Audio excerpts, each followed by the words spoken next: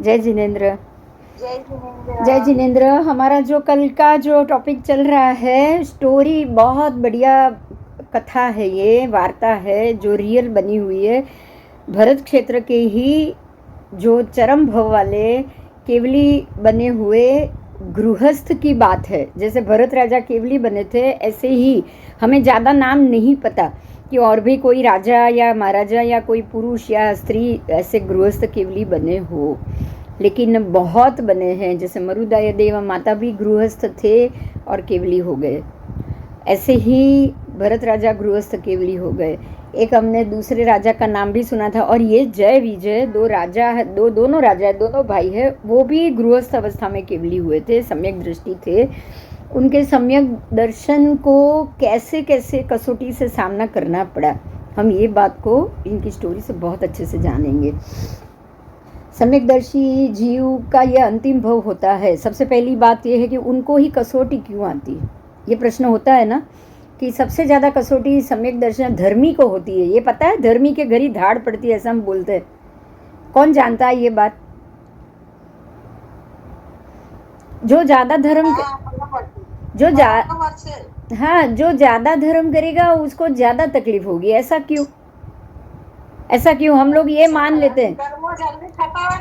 हाँ, पर ये नहीं समझते ना हम लोग। क्या करेंगे, किसी ने मंदिर बनवाया, मंदिर बनवाने के बाद उसकी पड़ती हो गई, वो रास्ते पे आ गया, तो हम यही बोलेंगे देखो मंदिर बनाया था ना, इसके लिए ऐसा हुआ। यही बोलेंगे ना लोग, क्या बोलेंगे बताओ? हाँ, आपको ये पता ही नहीं है कि ये सिस्टम क्या है, और हम कुछ भी बोल देंगे कि किसी की कुछ भी बात को मान लेंगे। हकीकत ये होती है, ध्यान से सुनो, ये बात समझने जैसी। हकीकत ये होती है कि अगर आपके 2-3 भव ही बाकी होंगे, 2-3 भव ही बाकी होंगे, मान लो कि 3 भव के बाद चौथे भव में आपको मोक्ष मिलना है, तो आपके एक भव देव में चला जाएगा, एक भव नरक में चला जाएगा, तो बचा कौन सा भव? मनुष्य भव में ही तकलीफ आएगी ना।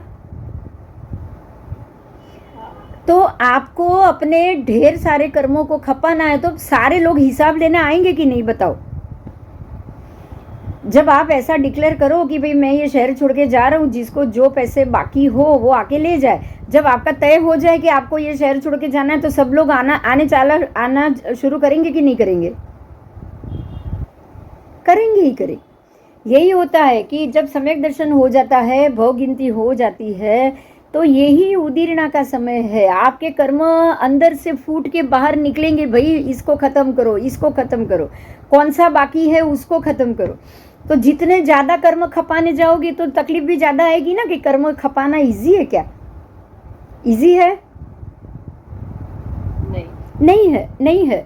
तो हमें यही समझना है कि सम्यक दर्शन हो जाने के बाद अब भव गिनती शुरू हो गई है, तो हजारों लोग एक साथ हिसाब करने के लिए आएंगे, तो उनको तकलीफ ज़्यादा ही होगी। वो सम्यकदर्शी है, वो तो अपना संभाल लेंगे, वो सम्यकदर्शी है, वो संभाल लेंगे, वो फिर भी स्टेबल रहेंगे। लेकिन उनको देख के दूसरे जो निंदा कर लेते हैं ना, निंदा और जो हम बोलते हैं ना ये पैशून्य, वही सबसे ज़्यादा गड़बड़ अपने लिए खड़ी कर लेते हैं। उनकी बात करके, उनकी तकलीफ देख के हम अपने लिए तकलीफ खड़ी कर रही है, हमको नहीं समझ में आ रहा है। बात समझ में आई? सम्यकदर्शी को तो समकित हो गया है, समकित हो गया है, तो वो तो शांत ही रहेगा, कैसी भी परिस्थिति में वो शांत रहेगा।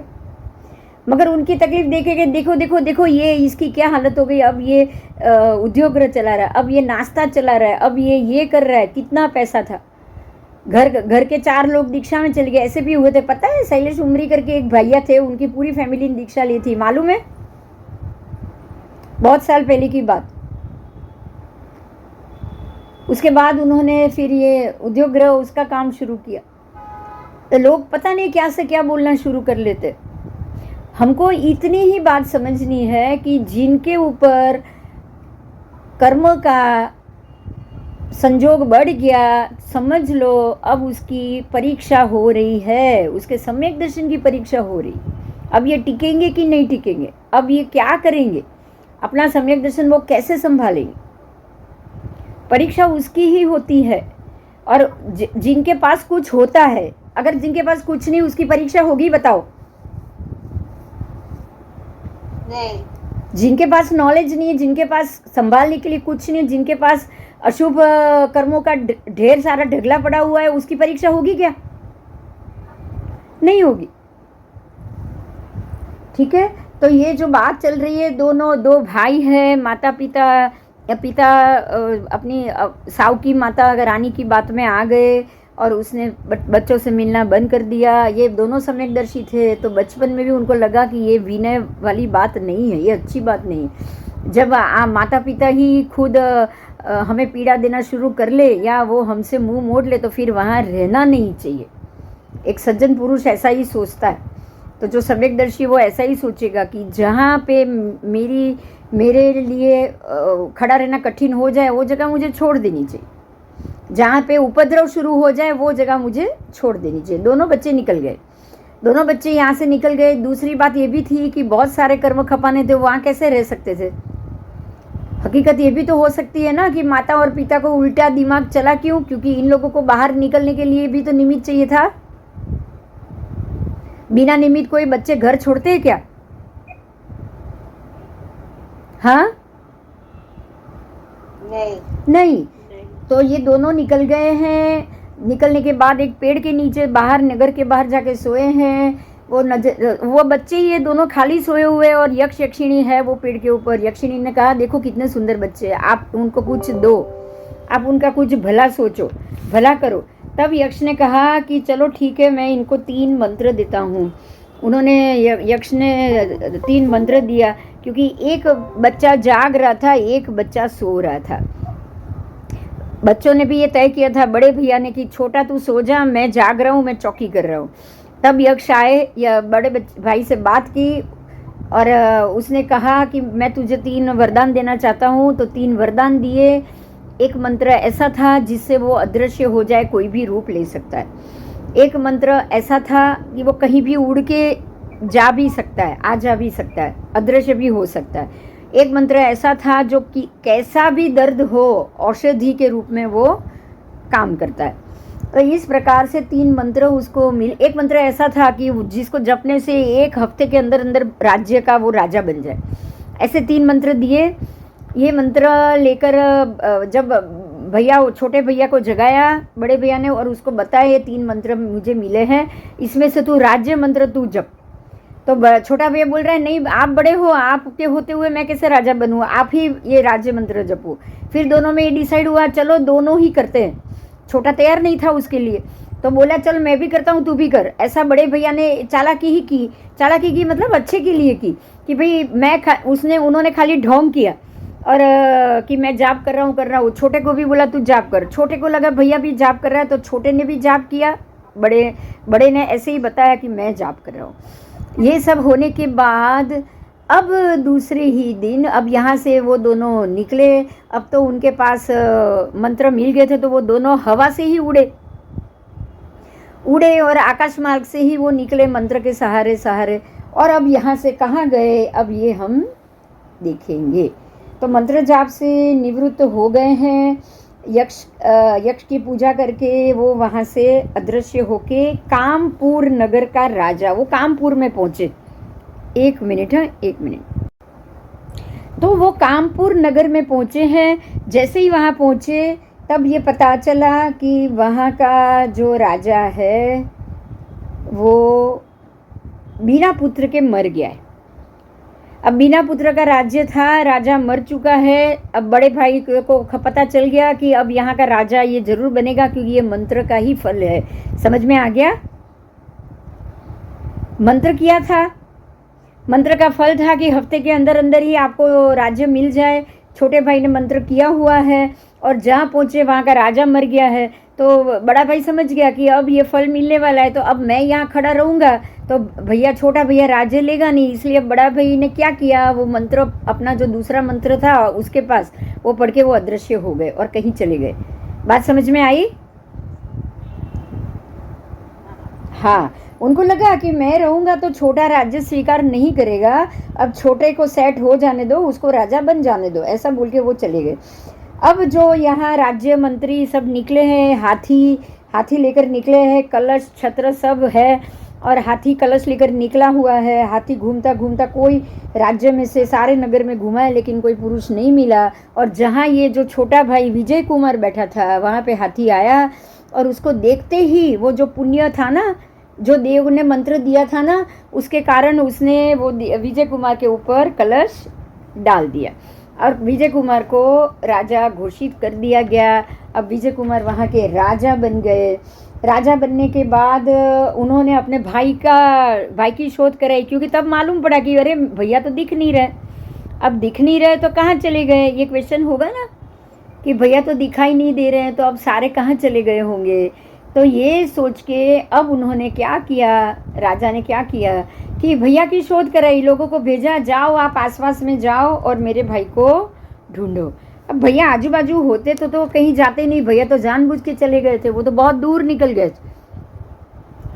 अब हुआ ये कि ये राजा अब राज्य कर रहा है, उनको वहाँ से मेरे होते हुए ये छोटा भाई तो ये करेगा नहीं, ये सोच के जय कुमार वहाँ से निकल चुके हैं। जय कुमार जयापुरी नगरी में आए। कहाँ आए वो, ये नगरी का नाम था जयापुरी नगरी।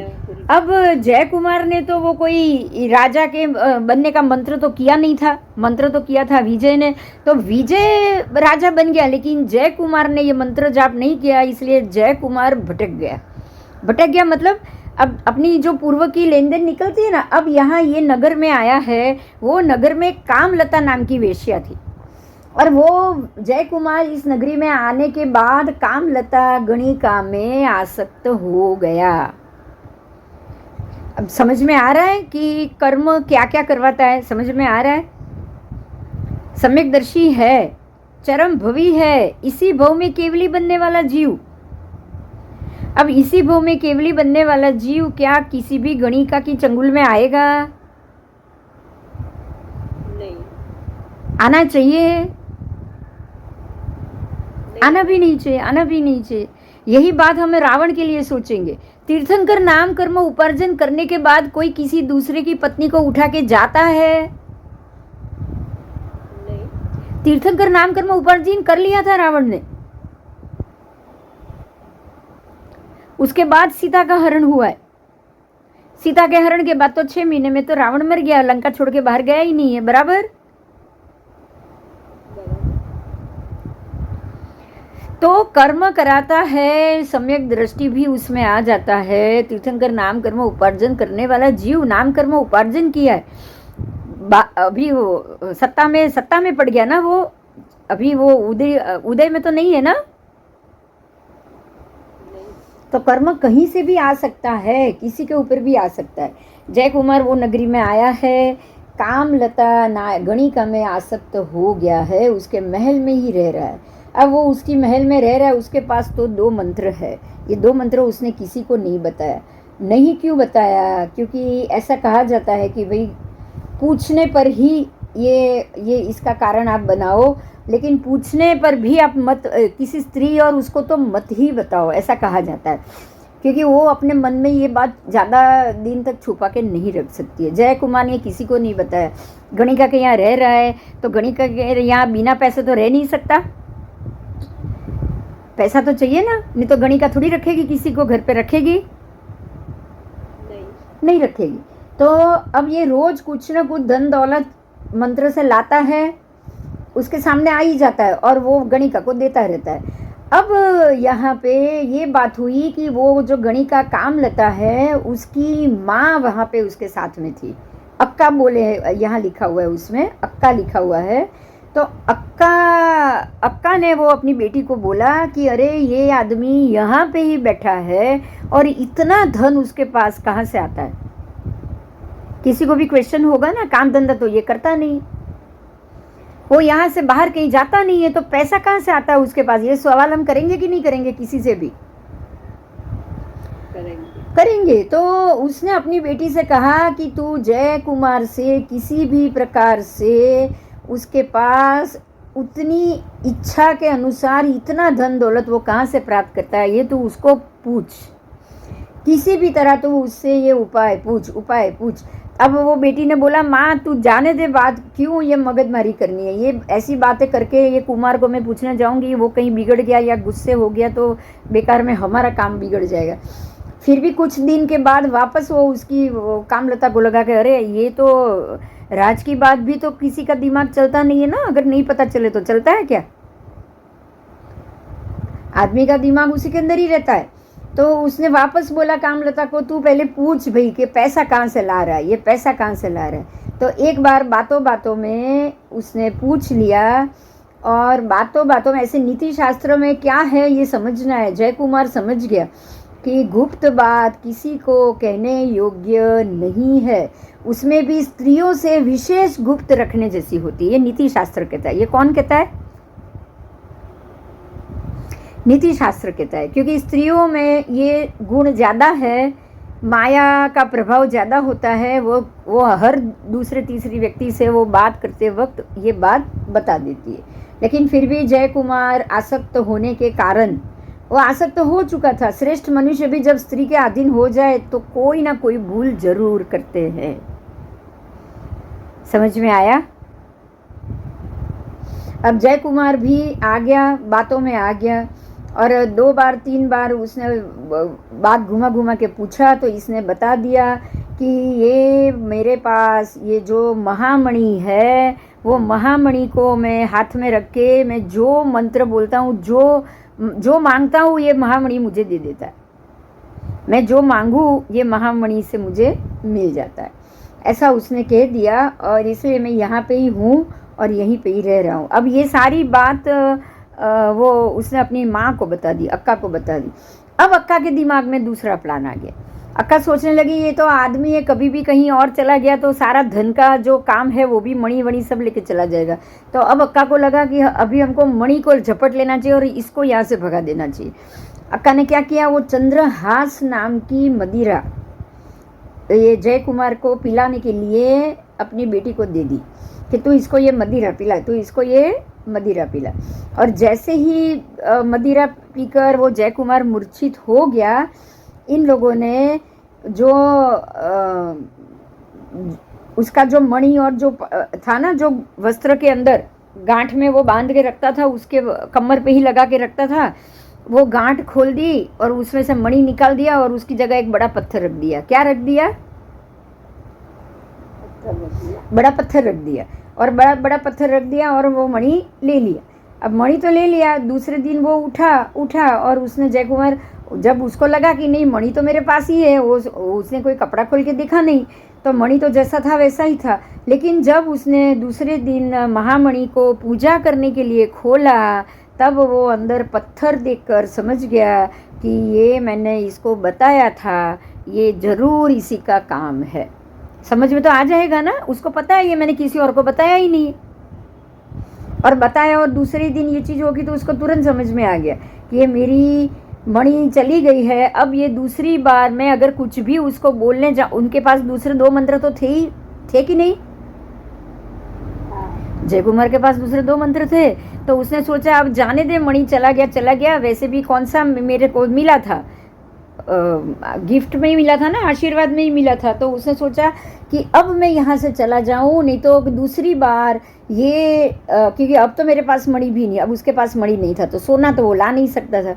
उसको लगा कि मैं और कुछ दूसरे मंत्र का प्रयोग करूँगा तो इसको जैसे ही उसका पता चल जाएगा, दूसरी बार ये सीधा मुझे मदिरा पिला के मार ही डालेगी। तो ये सोच के अब उसको उस पर भरोसा उठ चुका था। वो यहाँ से अदृश्य मंत्र बोल के वो खुद अदृश्य होके वहाँ से निकल गया। अब यहाँ ये दोनों को पता चल गया अक्का कि ये जय कुमार तो भाग गया है, कहाँ गया है मालूम भी नहीं पड़ा। और अब क्या हुआ, अब जय कुमार समझ गया कि मैंने ये गणिका के पीछे आके मैंने बहुत बड़ी गलती कर दी। पता है, सज्जन आदमी होता है, कर्म खत्म हो गया, उसको जो चुकवनी थी वो पूरी हो गई। अब वो वापस कर्म का जो भुगतान हो गया, अब वो वापस पहले जैसा विवेकी बनेगा कि नहीं बनेगा? बताओ, वो पहले से बिगड़ा हुआ तो है ही नहीं, बनेगा कि नहीं? वो बनेगा। तो अब उसको बिल्कुल भी भरोसा निकल गया। अब ऐसी कोई कुलांगना से या ऐसी कोई वेश्या और उससे मुझे कोई आसक्त नहीं होना है और मुझे कोई संबंध नहीं रखना। ऐसा सोच के वो यहाँ से बाहर निकल गया है। बाहर निकलने के बाद जयपुरी नगरी, अब जयपुरी नगरी जो जहाँ से वो जय कुमार निकला था, वो जयपुरी नगरी में ही है। कामलता जयपुरी नगरी में ही थी, पर अब जयपुरी नगरी में ये जय कुमार बाहर निकला। वो यहाँ आने के बाद तो वेश्या के घर में ही रुक गया था, बराबर। नगर में जाने का तो उसे मौका ही नहीं मिला था। मिला था क्या? नहीं मिला था। अब उसे नगर में जाने का मौका मिला, क्योंकि अब उसने वो अविवेकी दासी और वेश्या और उसकी माँ दोनों का महल उसने छोड़ दिया। छोड़ने के बाद वो जैसे ही नगर में घूम रहा है तो नगर में ऐसी घटना हुई कि जब ये नगरी की, वो जयपुरी नगरी का ही राजा है और उसी की पुत्री बहुत सारी सखियों के साथ बाहर निकली थी, नदी में गई थी और नदी में घूमने के लिए गई थी। नदी में जैसे ही उतरी वो अंदर से उसको एक काले नाग ने आके डस लिया और वो राजकुमारी मूर्छित हो गई और सब लोग उसको लेके यहाँ महल में आ गए। और राजा ने देखा कि ये इसको तो जहर चढ़ चुका है। बहुत सारे वैद्यों को बुलाया, सब लोग मांत्रिक तांत्रिक सब कुछ कर रहे हैं लेकिन कुछ हुआ नहीं। उसके बाद वैद्यों ने बोल दिया कि अब हमसे कुछ नहीं हो पाएगा, अब आप किसी मांत्रिक को ही बुलाओ। समझ में आया? ऐसा हो चुका था और राजा ने ये बात जाहिर की कि मेरी बेटी को जो व्यक्ति मंत्र के द्वारा या दवाई के द्वारा अच्छा कर देगा उसको मैं बहुत सारा वैभव और अपनी राजकुमारी की शादी कराऊंगा। अब जय कुमार वहाँ खड़ा है। जय कुमार ने ये सुना। जय कुमार ने सुनने के बाद उसके पास तो ये तो बुद्धिजीवी है, उसको तो पता ही है। अब उसको तो उसको पता है कि मेरे पास जो मंत्र जाप है वो जाप करूँगा तो कहीं से भी ये औषधि उत्पन्न हो जाएगी जो राजकुमारी को अच्छा कर देगी। उसके पास तो ये औषधि का मंत्र था ही ना। तो उसने क्या किया, राजा की वो बात जान ली, लेकिन राजा की बात मानने से पहले, राजमहल में जाने से पहले उसने अपना रूप बदल दिया। उसके पास जो विद्या थी उससे वो बिल्कुल वामन बन गया। वामन और जैसे किसी को ऐसा लगे कि भाई ये कोई किसी तरीके से अच्छा दिखने में है ही नहीं, ऐसा वो बन गया। और वो बनने के बाद राजा के पास आता है, राजा को बोलता है कि मैं राजकुमारी को अच्छा कर सकता हूँ। राजा ने बोला हाँ चलो आओ। उसको वहाँ राजकुमारी के पास ले जाया गया। जय कुमार ने कहा आप लोग सब ये कमरा छोड़ के चले जाओ और यहाँ एक पर्दा लगा दो। मैं पर्दे के पीछे मैं और राजकुमारी रहेंगे, आप सब पर्दे के उस तरफ रहो और मैं उसको ठीक करूँगा। उसको कोई नहीं देखेगा। जब मैं उसको ठीक करूँ आप कोई उसको देख नहीं सकते, क्योंकि उसको तो मंत्र जाप करना था ना। फिर राजा ने तो उसकी बात मानी, क्योंकि उनको तो माननी ही पड़ेगी। फिर राजा ने ये किया कि सब लोग वहाँ से हट गए। हटने के बाद राजा ने जगह दे दी जय कुमार को, जाओ अब आप जो करना है करो। जय कुमार ने पर्दा लगा के बराबर मंत्र का जाप शुरू किया। मंत्र के जाप से ही दिव्य औषधि उसके हाथ में प्राप्त हो गई। और वो जैसे ही औषधि उसने पानी में डाली, महा औषधि, और उसका पानी का छटकारा किया, राजकुमारी जैसे नींद से उठती है बिल्कुल अच्छी हो गई। और दिव्य औषधि थी इसलिए तो और खूबसूरत, और उसका शरीर और कांतिवान हो गया। तो सब लोग बहुत खुश हुए कि चलो ये औषधि से ये हुआ है। लेकिन अब हुआ क्या कि किसी को ये जब पर्दा बंद कराया ना, तब महल का कोई नौकर या कुछ उसको लग गया कि ये ज़रूर कुछ न कुछ, क्योंकि उसको एकांत में क्या काम करना है। और आपको ये पता है हमेशा ऐसा होता है, अगर कोई बोले ना कि इस चीज़ को आपको किसी को कहना नहीं है तो वो आप तुरंत पहले ही कहोगे, बराबर। अगर कोई बोले कि मैं काम कर रहा हूँ, आप यहाँ कोई आके देखेगा नहीं, तो सबको मन में कुतूहल होता है ना कि चलो मना किया है तो खास कुछ देखने जैसा होता है ना। तो किसी ऐसे नौकर ने ये जान लिया कि इसने क्या प्रयोग किया है। उसको पता चल गया कि उसने एक मणि हाथ में लेकर ये प्रयोग किया है, तो अब उसने वो जो नौकर था, वो नौकर ने, अब ये महल में रह चुका है, वो नौकर उसके पीछे पीछे घूम रहा है, और घूमते घूमते उसने वो जो औषधि, महा औषधि का जो वो जो था, उसको बोलते हैं ना रत्न जैसा जो भी चीज़ होती है, वो उसने उठा ली और चुरा ली, और वो वहाँ से भाग गया। तो अब जय कुमार के पास से दूसरा रत्न भी चला गया। हाँ,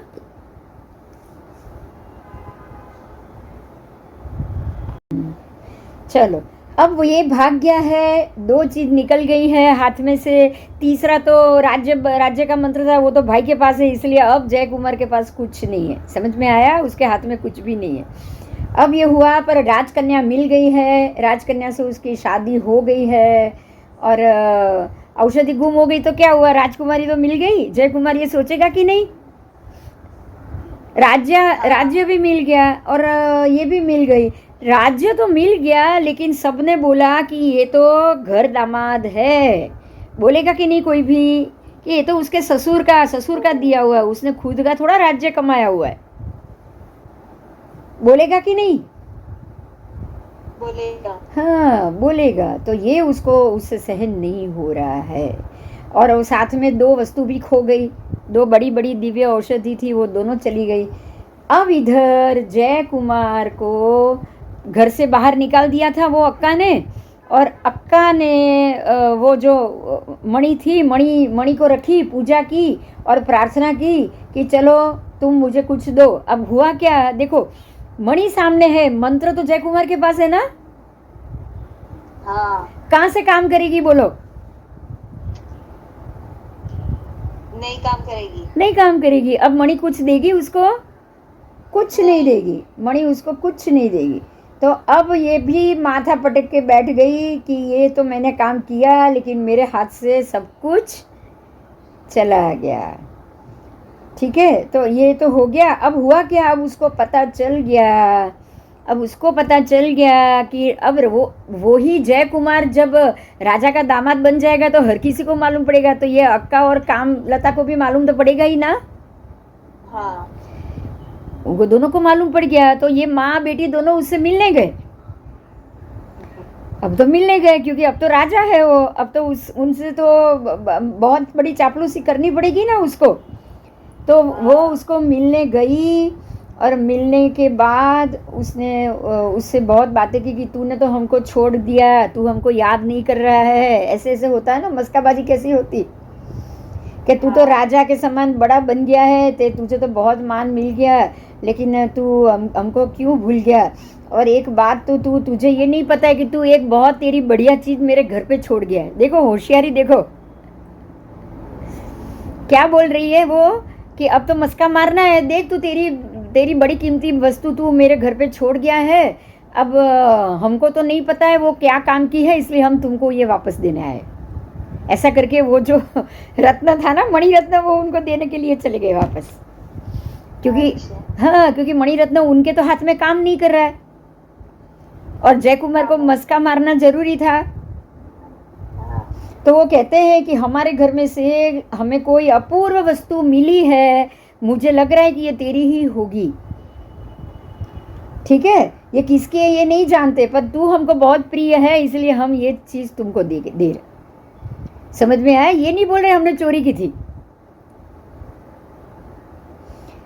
जय कुमार समझ गया कि ये इन लोगों ने चोरी किया हुआ महामणि ही है, और यही मुझे वापस मिल चुका है। लेकिन जय कुमार बहुत अच्छा था, बहुत ही अच्छा आदमी था।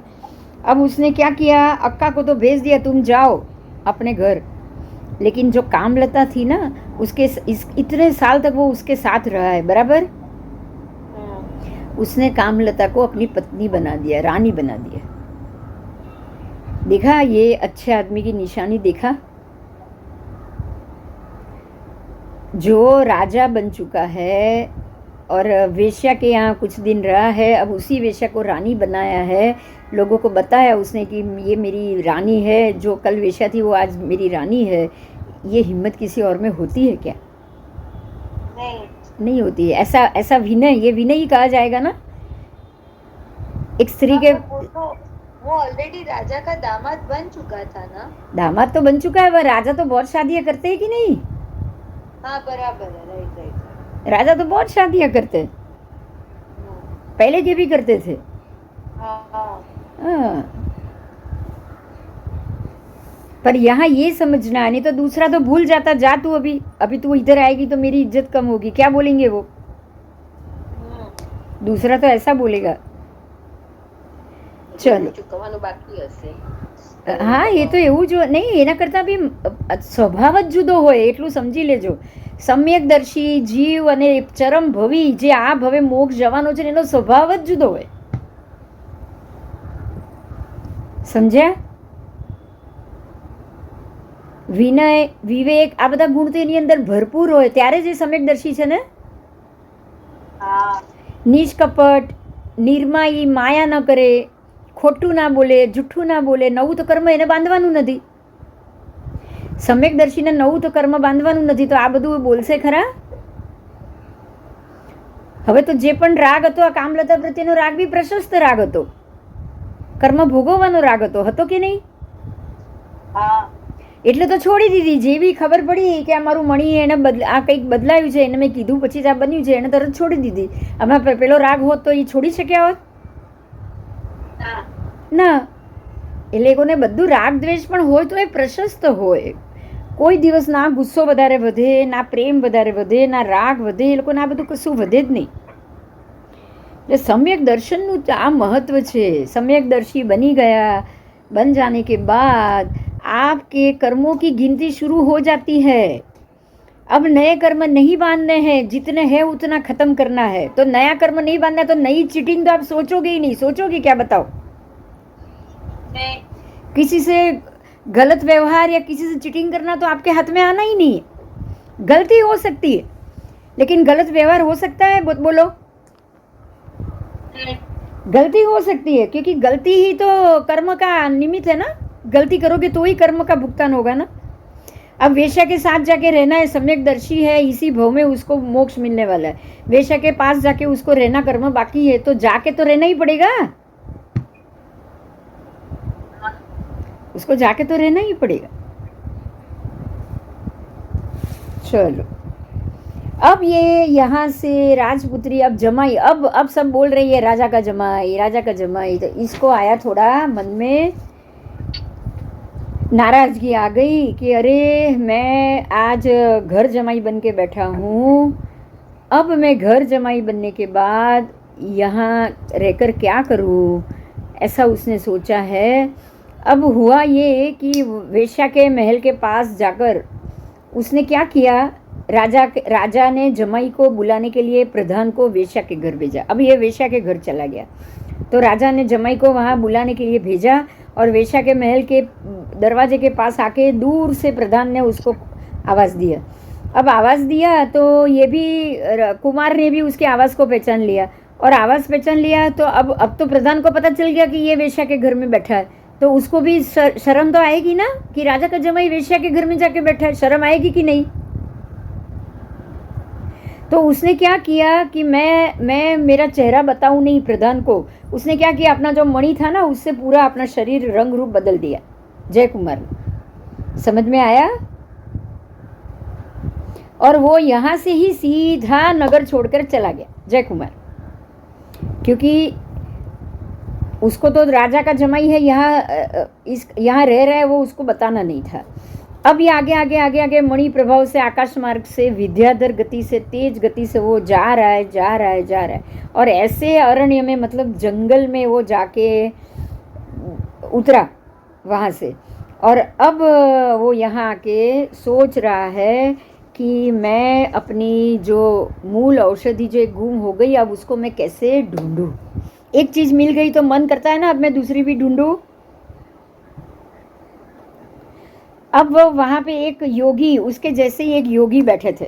देखो कुदरत कैसी है, समझना है. वो योगी वहाँ बैठा हुआ था और ये जय कुमार वहाँ पहुँचा है. पहुँचने के बाद पूछता है कि आप कहाँ से आए हो, क्या कर रहे हो। अब हुआ ये कि वो जो योगी बैठा था ना, वो ही औषधि को लेकर बैठा हुआ था, जो जय कुमार की जो दूसरी थी, जो गुम हो गई थी, जो वो लेकर चला गया था ना सेवक, वो। तो अब ये उसने पूछा योगी से कि भाई आपके पास तो एक अपूर्व औषधि है, ये तो बहुत अपूर्व औषधि है, ये है क्या, इसके क्या गुण है, आपको पता है। अब योगी को तो कुछ भी नहीं मालूम, योगी को कैसे मालूम होगा, उसको तो ये पता ही नहीं ये चीज़ क्या है, वो तो ऐसे ही लेके बैठा था। तो कुमार ने भी औषधि देखकर पहचान लिया कि ये मेरा ही है, तो उसने जोर से कहा कि हे योगी बोलो, ये आपने कहाँ से प्राप्त की, अगर तुम सत्य कहोगे तो मैं औषधि के जितने भी गुण है और जितनी भी उसकी विधि है पाने की, ये सारा मैं आपको बताऊंगा, क्योंकि मुझे पता है कि इसमें इसकी विधि क्या है। तो तब ये इसने किया कि अब योगी ने क्या कहा कि मैं अति अधम जैसे महाविद्या जिसको मिलती है, वैसे मैंने एक महात्मा के पास से ये औषधि को प्राप्त की है। योगी ने कहा कि ये औषधि को मैंने किसी एक और महात्मा के पास से प्राप्त किया हुआ है, और मुझे ये समझ में नहीं आता है, लेकिन मुझे ये नहीं पता कि इसका उपयोग कैसे करना है। देखो अब यहाँ झूठ पकड़ा गया। अगर आप महात्मा से औषधि प्राप्त करोगे तो उनसे जानोगे कि नहीं कि इसका काम क्या है।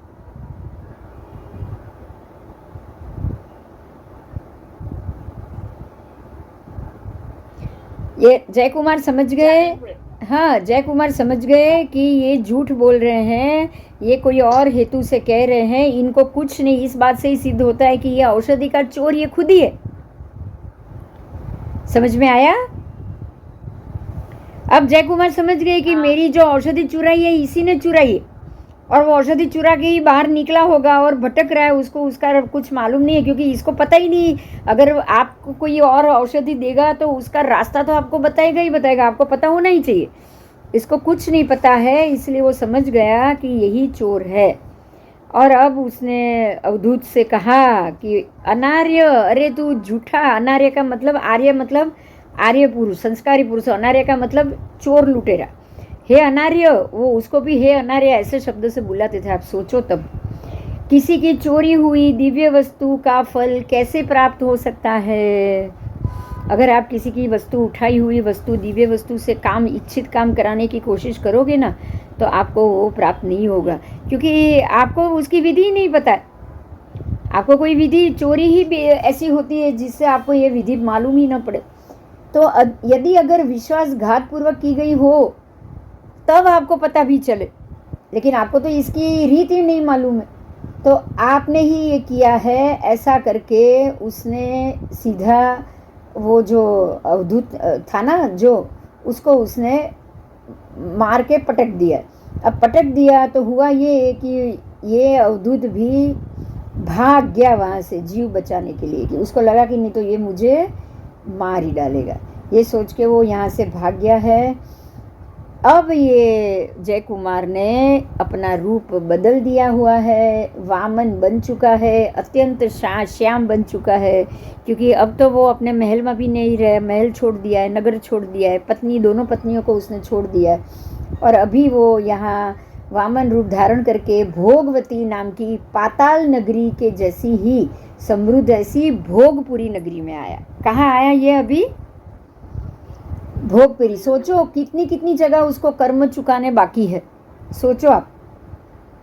तो यहाँ भोग, अगर उसके पास ये 3 विद्या नहीं होती तो वो क्या ऐसे ही उड़ उड़ के हर जगह पहुंच सकता था?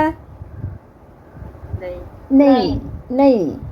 तो अब यहाँ वामन रूप के साथ अब ये यहाँ बैठा हुआ है। अब यहाँ यही जो अरण्य है, मतलब जंगल जैसा, वन जैसा, वहाँ वो भोगपुरी राजा की, भोगवती नाम की उसकी रानी है, और सुभोगा नाम की एक पुत्री थी। वो सुभोगा अपनी सहेलियों के साथ खेलने के लिए अरण्य में आई, और अरण्य में आई थी तो उसको यहाँ पे मक्खियों ने, जैसे होते हैं ना मधुमक्खियाँ, मधुमक्खी का मतबुआ था, उसको उसने वहाँ छुआ होगा तो बहुत सारी मक्खियों ने उसको डंक मार दिए, उसको जहर चढ़ गया।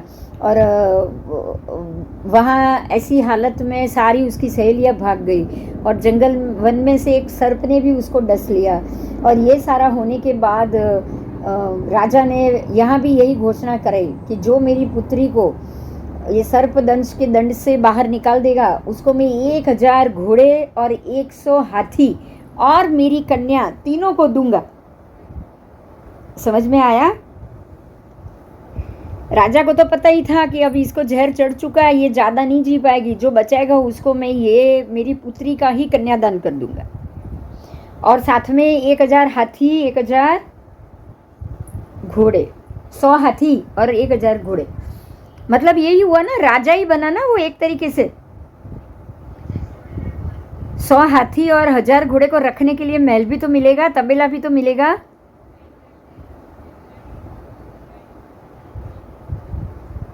चलो अब यहाँ से ये सुना, ये जो जय कुमार है उसने ये सब सुना। सुनने के बाद वो तो कन्या को बचाना तो जरूरी था ही, उसको तो पता ही था कि मैं तो उसको जरूर बचा सकता हूँ। तो वो ही वामन वेश में ही उसने वो पड़व को छुआ और राजा के पास उसको ले जाया गया। राजा ने वहाँ जाके वापस उसी तरह राजा ने बोला कि आप सब लोग यहाँ से चले जाओ और एक पर्दा कर दो। पर्दा करा दिया गया और औषधि के प्रयोग से फिर से वो राजकन्या को उसने संजीवन कर दिया। देखो यही चीज़ दूसरी बार हुई।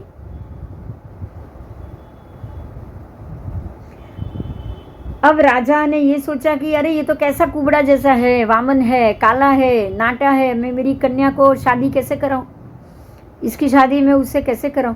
लेकिन अपने जो बोला है, वो बुद्धिमान व्यक्ति हमेशा यही बोलता है कि जो मैंने बोला है अगर वो वचन में का पालन मैं नहीं करूँगा तो अपनी प्रतिष्ठा, योग्यता, शक्ति सब चीज़ को मैं खो दूँगा, इसीलिए बोलना तो पड़ेगा। तब उसने अपनी पत्नी को भी पूछा, पुत्री को पूछा कि अब क्या किया जाए। तो दोनों ने कहा कि नहीं, आपको जो मन करे वही करो, आप ऐसा मत सोचो। बेटी ने भी कहा कि नहीं, मैं ऐसा नहीं सोचूंगी, उसने मुझे बचाया है तो चाहे वामन ही क्यों ना हो, आपको जो ठीक लगे वो पिताजी आप करो। अब राजा ने वामन के पास आए और वामन से कहा कि तेरे समान उत्तम पुरुष को कन्या देने में मुझे क्या विचार करना है, मैं तुझे कन्या दे रहा हूँ। अब ये वामन बोल रहा है जय कुमार कि भाई कैकेयी के वचन को पालन करने के लिए दशरथ ने जो किया वो किया, लेकिन आप वो चिंता मत करो, मैं आपको वचन से मुक्त करता हूँ क्योंकि मैं खुद वामन हूँ, मेरा ऐसा शरीर है। आप अपनी इतनी राजकुमारी को आप मेरे जैसे आदमी से कैसे शादी कराओगे, आप रहने दो। ये जय कुमार ने भी ऐसा बोला क्योंकि बोलना जरूरी था, वो वामन रूप में था ना, और 2 पत्नी तो उसकी ऑलरेडी थी कि नहीं थी। तो उसने ऐसा कह दिया और उसने मना कर दिया। लेकिन राजा ने कह दिया कि नहीं, मैं भी रामचंद्र के पिता दशरथ की तरह वचन पालन जरूर करूँगा, मैं भी वचन पालन के लिए बिल्कुल नहीं हिचकिचाऊँगा। मेरी बेटी ने भी कह दिया है कि आपने उसको बचाया है तो अब आप ही मेरे स्वामी हो, तो अब आप शादी के लिए तैयार हो जाओ। अब जय कुमार ने वो औषधि का प्रयोग करके अपने आप को वापस राजकुमार बना दिया। अब कुरु शरीर तो बदलना पड़ेगा कि नहीं, सिद्धि से। हाँ। अब अपने आप तो करेगा कैसे, इसलिए उसने क्या किया पता है समझने जैसा है। राजा को सीधा मंत्र बोल के तो शरीर बदलेगा नहीं, इसलिए उसने क्या किया कि एक बड़ी सी खाई बनवाई। राजा को बोला कि भाई आप, मैं एक साधना करना चाहता हूँ, आप एक बड़ी सी खाई बनवाओ। ऐसे बड़ी सी खाई बनवाई और उस खाई में गिरने की तैयारी बताई वो वामन ने। और जैसे ही खाई में अग्नि उत्पन्न किया, अग्नि जोर जोर से अग्नि जल रहा है और ये जय कुमार अंदर कूदा। कूदने के बाद स्वरूपवान बन के बाहर आया। मंत्र शक्ति तो थी, बहुत स्मार्ट बताई। हाँ क्योंकि अब उसको पता चल गया था कि ये मेरे पास मंत्र शक्ति है, मुझे किसी को बताना नहीं है। उसको पता चल गया था कि ये सारी बातें कोई पचा नहीं पाता है, परेशानी बढ़ जाती है। इसलिए उसने क्या किया कि चलो आप ऐसा करो कि मैं मेरी एक साधना करता हूँ, अगर मैं उसमें से जीवित निकला तो मैं शादी करूँगा, नहीं तो ठीक, नहीं तो आप भूल जाओ। ये बोल के उसने खाई बनवाई, उसमें अग्नि डाला और वो अग्नि में वो कूदा। कूदने के बाद जब बाहर आया तब सुंदर राजकुमार, तो लोग और बहुत खुश हो गए कि अरे अरे ये देखो कितना बड़ा साधक है, देखो देखो इसने कैसा भयंकर अग्नि में से भी सुंदर रूप धारण करके बाहर जिंदा निकले, तो लोग और जय जय करेंगे ना। लेकिन लोग समझ गए, लोग समझ गए कुछ तो है, कुछ तो है। तब उन्होंने ये मंत्र शक्ति का प्रभाव बताया। किसका बताया? मंत्र शक्ति। मंत्र शक्ति, कि भाई मेरे पास ये साधना है, मंत्र शक्ति वो सिर्फ मुझे ही प्राप्त होगी, ये किसी और को नहीं हो सकती। वो दो बाकी की दो चीज नहीं बताई, क्योंकि बाकी की दो चीज वापस चोरी हो जाती। मंत्र शक्ति उसके मंत्र था इसलिए चोरी नहीं हुआ था। समझ में आई बात? हाँ। हाँ। तो अब ये बस सब लोग खुश हो गए और राजा ने अपनी कन्या का बहुत धूमधाम से शादी कराई। भागिनी नाम की पुत्री विवाह करके उसको भोग की अप्सरा बना दी, और इस प्रकार से अपनी पुत्री सुंदर राजकुमार से ब्याही है। इससे सब लोग बहुत खुश हो गए। ठीक है, अब यहाँ से ये जय कुमार अब यहाँ से बाहर निकले, कुछ समय वहाँ रहे। वहाँ रहने के बाद जब बाहर निकले तब हुआ ये कि एक अन्य नगर की स्त्री ने वो उसको देखा, दूसरे नगर की स्त्री ने उसको देखा और पूछा कि ये कौन है, ये कौन जा रहा है।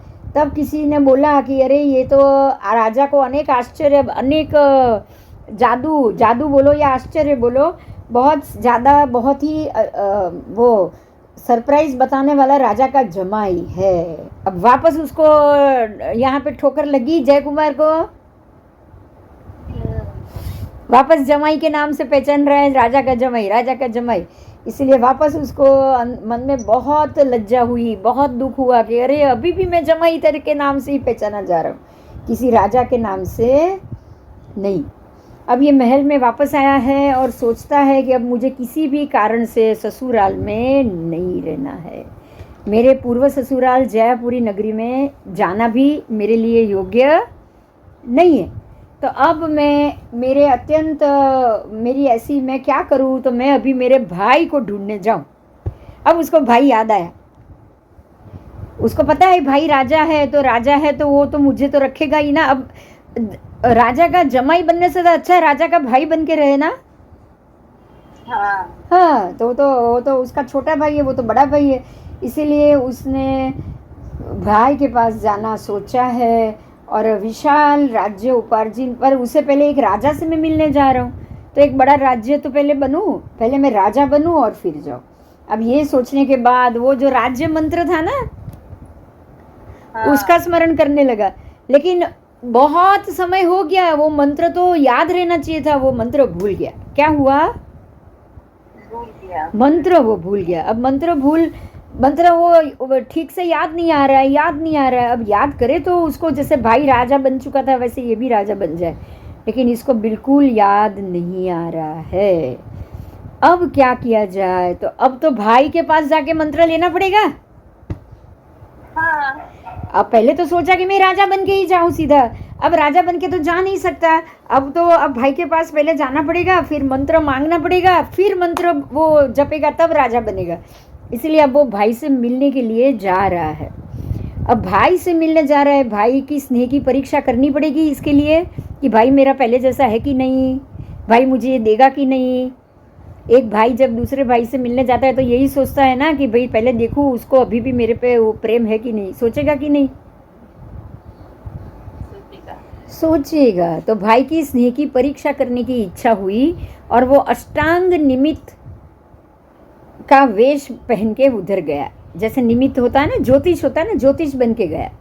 ज्योतिष बन के भाई के पास गया, स्पष्ट रूप से कहने लगा कि हे राजा, जैसे धुएं के अनुमान से अग्नि है ऐसा पता चल जाता है बराबर, ऐसे ही मुझे निमित्त बल से मालूम पड़ जाता है कि क्या होने वाला है। तो तब विजय राजा को भी आश्चर्य हुआ और उसने ये पूछा कि भाई अगर आपको पता चल जाता है तो सबसे पहले आप मुझे ये बताओ कि मेरा भाई कहाँ है। बोलो। अब ये राजा को बोल रहा है कि मुझे सब मालूम पड़ जाता है, ज्योतिष शास्त्र में जानता हूँ, आपको कोई सवाल हो तो पूछो। तो राजा ने सबसे पहले ये सवाल पूछा कि अगर तू ये जान सकता है तो पहले ये बता कि मेरा भाई कहाँ। मतलब क्या हुआ कि मेरा भाई अभी भी मैं उसे ढूंढ रहा हूँ। भाई का वियोग आ जाने से मेरी आंखों में आज भी आंसू आ जाता है। तू सबसे पहले मुझे ये बता कि मेरा भाई कहाँ है, तो तू मेरा बहुत ज़्यादा मेरे पे उपकार करेगा।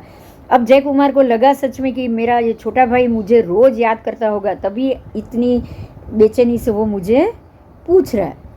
अब जय कुमार ने क्या किया कि चलो मैं तुम्हें तुम्हारी इच्छा अनुसार परिभ्रमण मेरी ये ज्योतिष की विद्या से मैं जान के तुझे बता दूंगा कि तेरा भाई कहाँ है। तब उसने कहा कि हे राजन, तुम्हारा भाई देव के समान अपनी इच्छा के अनुसार इस पृथ्वी पे घूम रहा है, परिभ्रमण कर रहा है, वो अत्यंत सुखी है।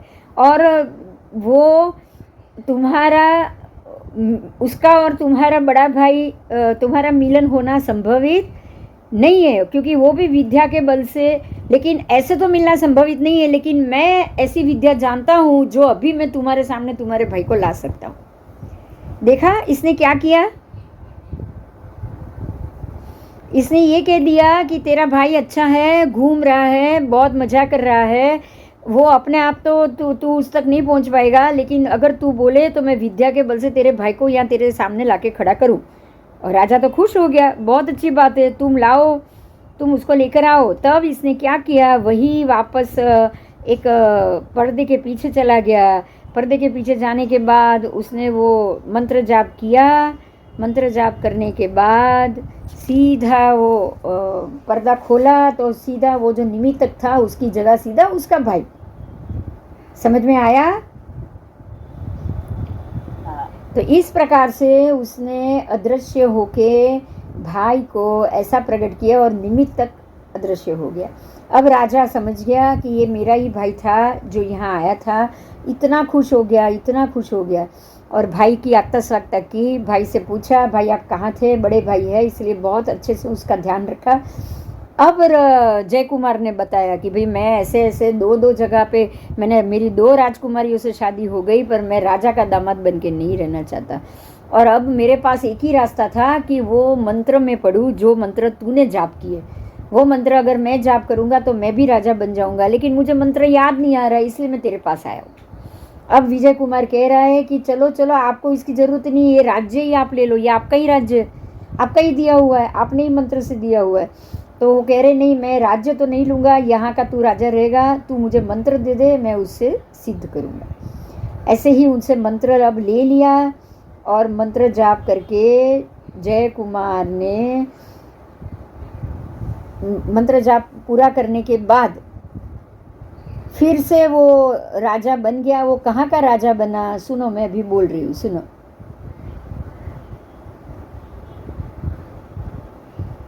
अब वो जय कुमार आकाश गति से भोगवती नगर में आया।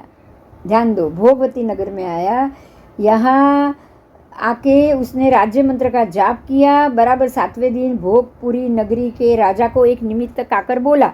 अब वहाँ का जो राजा है ना, उसके पास एक निमित्तक आकर बोला 7 दिन हो गया है, अब किसी न किसी को तो राजा डिक्लेयर करना है। तो वो निमित्तक आकर कह रहा है कि अब जब तुम्हारा कोई मदोन्मत्त पट्ट हस्ती जबरदस्ती कोई स्तंभ को उखाड़ के फेंक दे और वृक्षों को वो उखाड़ के फेंक दे, तब तुम समझ लेना कि बराबर उससे 5वें दिन राजा की मृत्यु हो जाएगी। समझ में आई बात? राजा का मृत्यु का समय आ चुका था, तो उसने निमित्तक ने कहा अब ये तो राजा बन गया, ये तो 7 दिन के बाद राजा बनने वाला है। तो उस वक्त वहाँ ये घटना बनी, ये राजा कैसे बनेगा? तो जो नगर का राजा था, उसी नगर का राजा, उसको एक निमित्तक ने आके बोला कि भाई जिस दिन तुम्हारा हाथी पागल हो जाए और सारे स्तंभ और वृक्ष को उखाड़ के फेंकने लगे, बराबर उससे 5वें दिन आप मर जाओगे। तो आप समझ लेना कि आपके राज्य की आपको क्या व्यवस्था करनी है। तो राजा ने बोला ठीक है। अब ये जय कुमार ने भी मंत्र किया था। मंत्र करने के बाद 5 दिन हो गया है, मंत्र करने के बाद ही दूसरे ही दिन से ये राजा को, ये दूसरा दिन हाथी का राजा का हाथी पागल हो गया है और उसने वृक्ष स्तंभ उखाड़ के फेंक दिया। राजा समझ गया कि अभी मैं सिर्फ 5 दिन जीऊँगा। अब राजा ने क्या किया, एक हाथी को भेजा, हाथी और वापस कलश और यही सब, और ये लेकर निकला हुआ है और देवी शक्ति है। जय कुमार ने मंत्र जाप किए हुए हैं और उसके मंत्र जाप को 7 दिन हो चुका है और वो हाथी ने जय कुमार को राजा घोषित कर दिया। अब राजा यहाँ का राजा बनके रह रहा है जय कुमार। और अपनी कितनी पत्नी थी उसकी, अब टोटल 3 पत्नियों को बुला लिया अब उसने अब वो राजा बना ना खुद। तो जो भोगपुरी का वो राजा बना है, तो जयपुरी की पत्नी, फिर वो कामलता भी को भी उसने बुला के रानी बनाया। समझ में आई बात? और बाकी दोनों जो राजकुमारी जिससे शादी हुई थी, तीनों को उसने बुला लिया। अब यहाँ ये सारे जय कुमार का राज्य संभाल रहा है, विजय कुमार का राज्य संभाल रहा है, ठीक है। और जय कुमार के आते ही छोटे भाई विजय को अति प्रेम पूर्वक दिव्य निधि के समान मणि और औषधि, दिव्य वस्तुएं, दोनों वस्तुएं जय कुमार ने किसको दे दी? विजय कुमार को दे दी। किसको दे दी? जय कुमार ने कहा मैंने इसका बहुत इस्तेमाल किया है, अब तू तेरे पास इसको रख। तो अब जय कुमार भी राजा हो गया है, विजय कुमार भी राजा हो गया है। ये दोनों मणि और वो उसने विजय कुमार को दे दिया। अब ये अच्छे से उनका समय जा रहा है, लेकिन एक दिन विजय कुमार को ऐसा सपना आया कि इंद्र की पुत्री जयंती, सुनो, इंद्र की पुत्री जयंती को जीते ऐसे जयंतपुरी के राजा की विजया नामक पुत्री ने स्वयंवर किया है और वो स्वयंवर में उसने मुझे पति के रूप में चुन लिया है। ऐसा विजय कुमार को सपना आया। अब वो विजय कुमार जयंतीपुरी नगरी में जाने की इच्छा तो करेगा ना, सपना आया है तो अब उसको जाना पड़ेगा कि नहीं? हाँ, जाना पड़ेगा। तो उसने वहाँ जयंतीपुरी जाने की तैयारी की और अपना राज्य को बड़े भाई को सौंप दिया। बोला जय कुमार जी को कि आप मेरा राज्य संभालो और मुझे ये सपना आया है तो मुझे अब ये विजयपुरी में जाना ही पड़ेगा। तो राज्यभार उसने सौंप दिया जय कुमार को और विजय राजा निकला है विजया राजकुमारी के स्वयंवर में उसको जीतने के लिए। अब विजय कुमार जा रहा है, स्वयंवर मंडप तक पहुंचा है। विजय कुमार ने क्या किया कि अपना पूरा चेहरा बेडोल बना लिया। क्या किया? उसके पास औषधि थी रूप बदलने की, तो उसने पूरा अपना चेहरा बेडोल बना दिया और वो जाके स्वयंवर में वो जो राजकुमार बैठे थे वहाँ जाके बैठ गया। अब सारे अच्छे अच्छे राजकुमारों के बीच में ये बेडोल आदमी बैठा है, वामन आदमी, टेढ़ा मेढ़ा नाक, हाथ पैर, कुरूप शरीर, ऐसे विलक्षण, और लोग हंसे, ऐसे बन के वो बैठ गया। और ऊपर से वो ऐसे एक्टिंग भी करके लोगों को हंसा रहे थे, मतलब एक जोकर जैसे बन के वो वहाँ पे बैठ गए हैं। अब अब हुआ क्या कि वो नगर की कुल देवी ने राजकुमारी को भी सपना दिया था। जैसे विजय कुमार को सपना आया, ऐसे राजकुमारी को भी सपना आया था कि जब तेरा स्वयंवर हो तब तुझे ऐसा एक कुरूप इंसान मिलेगा जिसका ना सिर पैर का ठिकाना होगा, ना आँख नाक टेढ़ी होगी, सब ऐसा होगा, तो तुझे उसको ही पति के रूप में चुनना है। देखो, समझो कि जब ऐसे मौके होते हैं ना तो कैसी सिचुएशन होती है। बात समझ में आई? ऐसे संजोग होते हैं ना, जैसे हम बोलते हैं कि अपने आप सारी चीज़ बैठ जाती है। एक तरफ विजय कुमार को सपना आया तुम वहाँ पहुँचो और विजय कुमार ऐसी आकृति में गए, एक तरफ विजया को सपना दिया है कि तुम स्वयंवर में ऐसे ही आदमी को पसंद करना। तो ये कुदरत का खेल होता है, इसको ही हम निमित्त कहते हैं। और निमित्त शास्त्र ही इसीलिए सबसे महत्वपूर्ण है कि भाई निमित्त शास्त्र ऐसा शास्त्र है कि अब उसमें निमित्त शास्त्र में 9 बल विधि होती है। उसमें जो अंतिम विधि है, अंतिम विधि में ऐसा बोला जाता है कि ये परमात्मा की, मतलब कर्म के सिद्धांत की ही बात है कि जो होना है वो होके ही रहेगा, चाहे आप कुछ भी करो। 9 बल विधि में ये एक बल विधि होती है। तो इस हिसाब से निमित्त शास्त्र को बहुत महत्व दिया है, क्योंकि ये सारे देवों रचित शास्त्र है।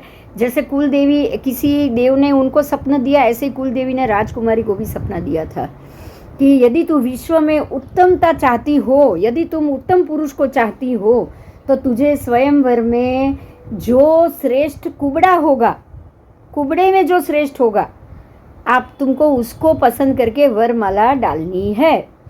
अब स्वयंवर शुरू हुआ और जैसे ही वरमाला लेकर राजकुमारी घूम रही है, सब अच्छे राजकुमार को छोड़ के ये कुब्ज जो विजय कुमार थे उसके गले में उसने वरमाला डाल दी।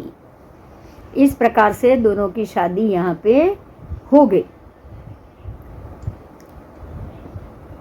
अब हुआ क्या कि लोग बिल्कुल, राजा बिल्कुल सारे राजकुमार बिगड़े, युद्ध करने के लिए कुबड़े के पास आए, लेकिन इसने तो अपने हथियार सब फिर से अपना रूप बदल के हथियार ये सब अपने शरीर में खड़ा कर लिया, बिल्कुल बढ़िया राजकुमार बन गया और लड़ने के लिए सबसे तैयार हो गया, सबको लड़ा के वहाँ से भगा भी दिया। और इस प्रकार से अब ये विजय कुमार ने यहाँ पे इससे शादी कर ली, विजया राजकुमारी से। और स्वयंवर में आकर, अब सुनो, यहाँ ध्यान से सुनो, ये पूरे स्वयंवर में एक विद्याधर भी आया था। कौन आया था?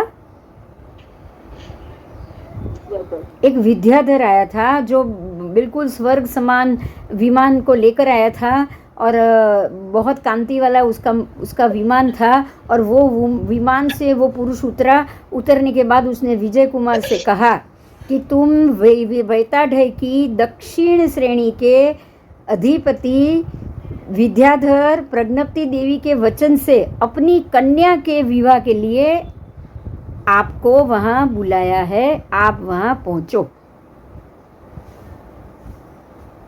देखो, एक स्वयंवर हुआ, वो स्वयंवर में ये कन्या को उन्होंने जीता और वो स्वयंवर में वो स्वयंवर में ही खत्म हो गया है।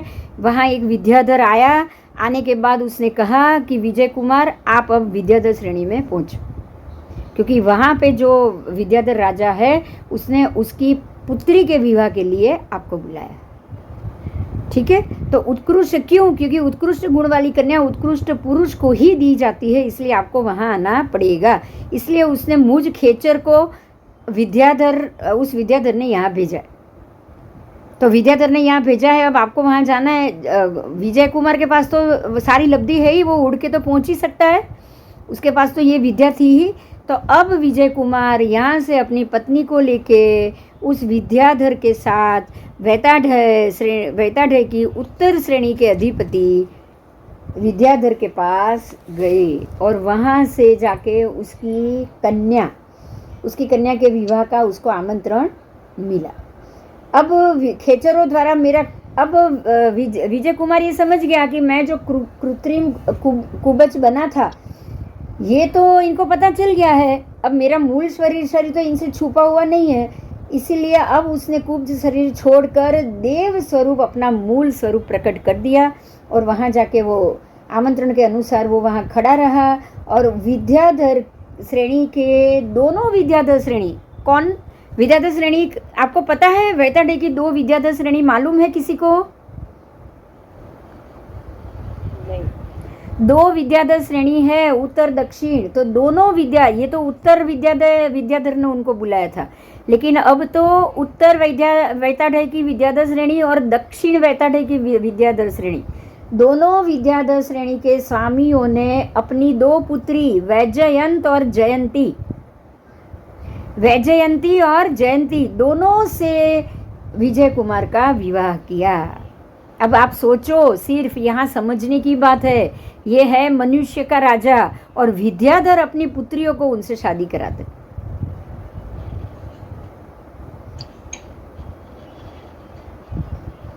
अब आप ये पहले एक बात को समझो कि जब ऐसे अंतिम भव में ऐसे कितना पुण्य इकट्ठा करके मनुष्य बनते होंगे कि नहीं? परमात्मा भी राजा है और क्षत्रिय राजकुमार के रूप में ही जन्म लेते हैं ना। हाँ आओ, अब ये दोनों से उसने यहाँ पे विवाह किया और विवाह करने के बाद दोनों श्रेणियों के ससुर के आग्रह से उनके मान पूर्वक कुछ समय वहाँ विजय कुमार रुके और रुकने के बाद वैताढ़ गिरी पे जितने भी शाश्वत जैन मंदिर थे वो सारे जैन मंदिरों की पूजा करके कृतार्थ होते रहे। अब विद्याधर श्रेणी के जैन मंदिरों की पूजा करने का मौका किसको मिलेगा बोलो। कितने पुण्यशाली है ये विजय कुमार। आओ चलो,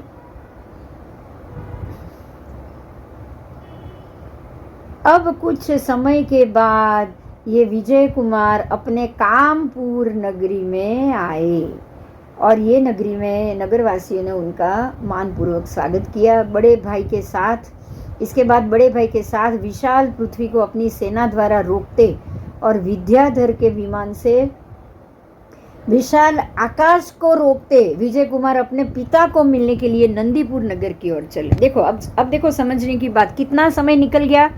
अब वो अपने पिता को मिलने के लिए गए। कितना समय निकल गया। बच्चे थे जब घर छोड़ा था, बराबर। लेकिन अब दोनों राजा बन चुके हैं। दोनों राजकुमारियों को विवाहित करके बहुत एक दो विद्याधर श्रेणी के राजा बनना कोई अच्छी बात है? अरे कोई छोटी बात है? नहीं। आओ, अब नंदीपुर नगर में आए पिता को मिलने के लिए और आने के बाद पिता को जय विजय पिताजी को महान औषधि के प्रभाव पिता को उन्होंने बताया। देखो कैसे मिले हैं ना, वो भी जानने की बात है कि विजय कुमार जब आए पिता से मिले तब बड़े सैन्य लेके ही पहुँचे ना। इतने खुद राजा है, दो वैताढ़ श्रेणी के ससुर का वो दामाद है, तो बड़ा सैन्य लेकर पहुंचा। अब इतना बड़ा सैन्य देखने के बाद तो पिता भी आकुल व्याकुल हो जाएंगे कि नहीं, कि ये कौन चढ़ाई करने के लिए आ गया। लेकिन पिता की इतनी बड़ी सेना लेकर पिता भी सामने आए। जंगम युद्ध की तैयारी थी पिता के मन में कि अब इससे तो युद्ध करना ही पड़ेगा मुझे। लेकिन विजय कुमार भी अपने सभी सुभटों को रोक के पिता के सभी सुभटों के साथ अकेला ही युद्ध करने लगा। अब उसके पास तो औषधि थी, विजय के पास तो औषधि थी। उसने औषधि के प्रभाव से, उस औषधि के प्रभाव से विजय कुमार को एक भी शस्त्र लगता ही नहीं था। जो भी शस्त्र सामने से आता था वो सारा शस्त्र विजय कुमार को छुए बिना आगे चला जाता था। अब दोनों शस्त्रों में ही पिता शस्त्र बिना शास्त्री के समान और राजा अलग हो गए। हुआ ये कि सैन्य भाग गया, राजा अलग हो गया, अकेला पड़ गया, पिता का सैन्य भाग गया। अब ये दोनों पुत्र पिता के सामने आए और दोनों ने पिता को बताया कि हम दोनों आपके ही पुत्र हैं, हमें आपसे कोई लड़ाई नहीं करनी, लेकिन हम आपको यही समझाने आए हैं कि आपने अपनी जिंदगी में स्त्री की बात मान के बहुत बड़ी गलती की। समझ में आई ये बात पूरी? जय की माता अलग है, विजय की माता अलग है। तीसरी रानी के बात के बहकावे में आके राजा ने ये काम किया था। तो उन्होंने उनको बताया कि आपने भी दशरथ राजा की तरह अशुभ सोच वाली रानी की बात सुन के बहुत बड़ा गलत काम किया था। हम तो दो आपके पुत्र ही हैं, हम आपसे क्षमा मांग रहे हैं। और पिता ने भी अपने दोनों पुत्रों को पहचान लिया। अत्यंत प्रेम से आलिंगन करके उल्लास और हर्ष के साथ पूरे नगर में उनको अपने पुत्रों की तरह उनको पूरे नगरों के सामने नगर में घुमाया। ठीक है। और राजा ने स्वयं अपने राज्य को, एक मिनट, देवी द्वारा जो सपना आया था, अब देखो राजा ने भी क्या किया, मुझे देवी द्वारा सपना आया था इसलिए मैंने ये काम किया, और तुम्हारी माता को भी ये सपना आया था इसलिए ये काम किया। तो मुझे तो मैंने देवी द्वारा सपना आया इसलिए मैंने ये काम किया। अब ये श्रीमती जी ने ऐसा, उसको ये सपना आया तब इन्होंने बताया कि अब तो इनके पास मंत्र शक्ति आ गई थी। अब जय विजय ने बताया कि ये सारा माता का काम था और उन्होंने भी किसी देव को साधने के बाद विद्या से ही आपको सपना दिया और उन्होंने भी ये बात की थी। अब ये सारी बात पता चल गई। अब राजा ने कह दिया कि ये मेरा राज्य तुम संभालो। जय कुमार विजय कुमार दोनों हाथ जोड़ के कह रहे हैं हमारा अपना अपना राज्य है, हम उधर ही जाएंगे। आप आपकी वो जो तीसरी माता है जिनके कहने से आपने ये काम किया था उसके पुत्र को ही राज्य सौंप दो। अब देखो ये फर्क है कि जो माता के कारण उन्होंने नगर छोड़ा, पिता छोड़े, माता छोड़ी, सब कुछ छोड़ा, उसी के बेटे को वो लोग वही राज्य दे रहे। जरा भी वैर भाव नहीं है। अब सोचो, अब समझ में आ रहा है। सम्यक दर्शनी कभी भी किसी के ऊपर भी द्वेष भाव या गुस्सा भाव कभी नहीं करता। खुद अपने ही पिता, खुद अपनी ही अपर माँ है और उनके कारण ही वो दर दर भटके। लेकिन जो राज्य के कारण वो माता ने ये दोनों को निकलवाया, सिर्फ राज्य के कारण कि मेरे बेटे को राज मिले, तो ये दोनों ने उसी के बेटे को ही राज दे दिया। आओ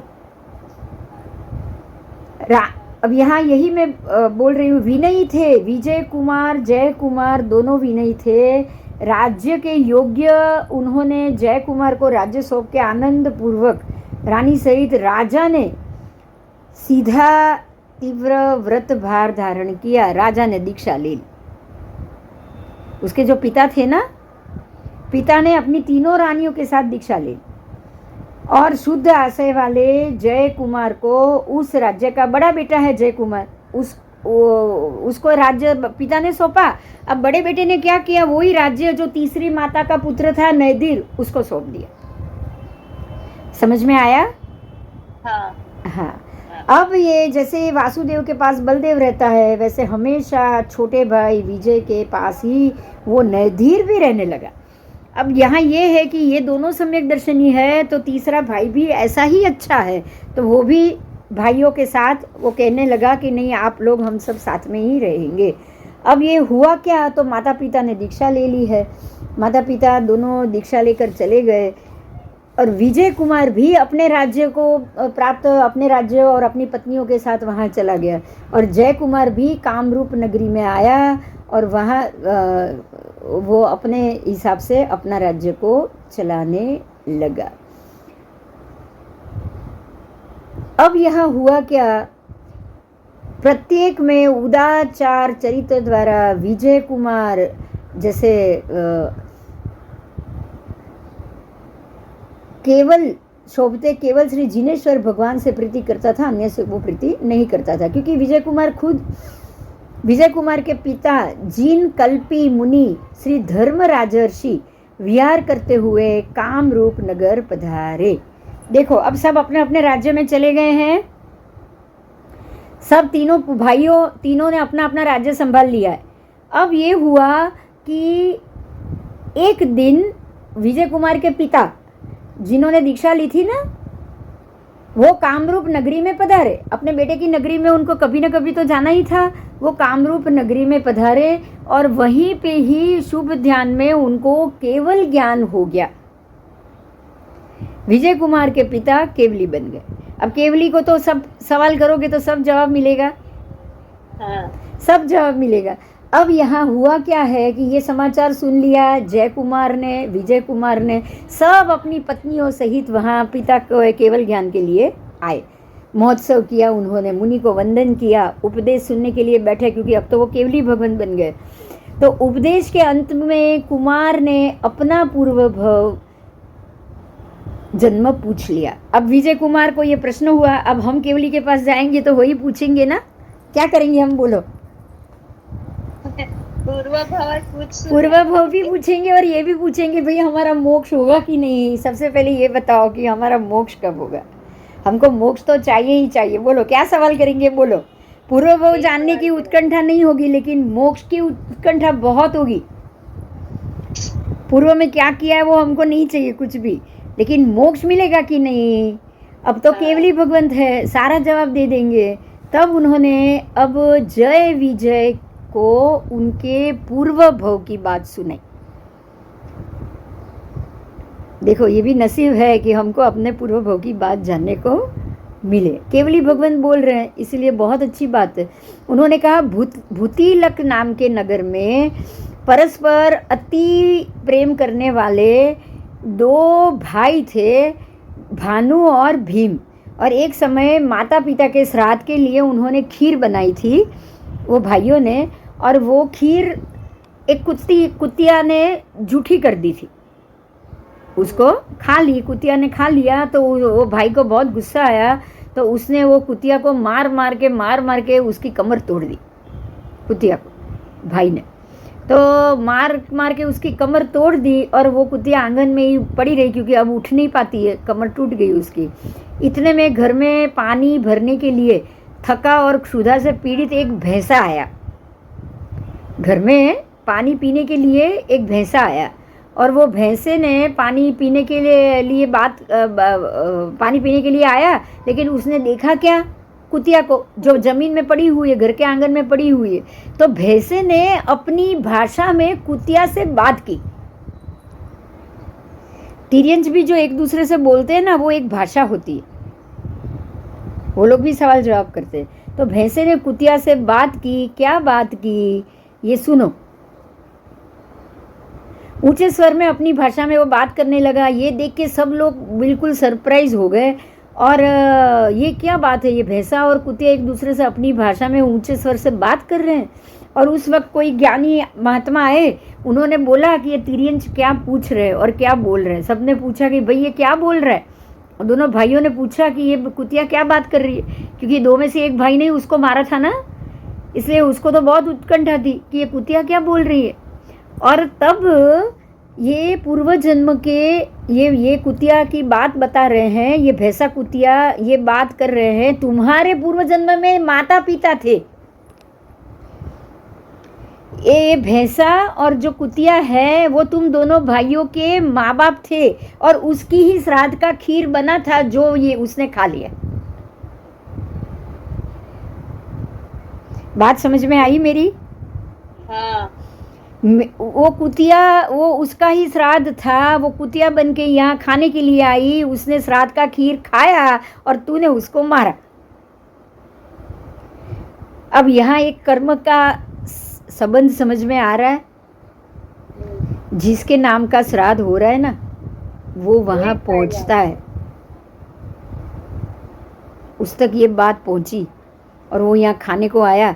और लोग भी क्या है कि श्राद्ध कर सकते हैं, लेकिन जो जानवर आया ना उसको खाने नहीं देंगे। हाँ। उसको पता ही नहीं कि ये जानवर वही है।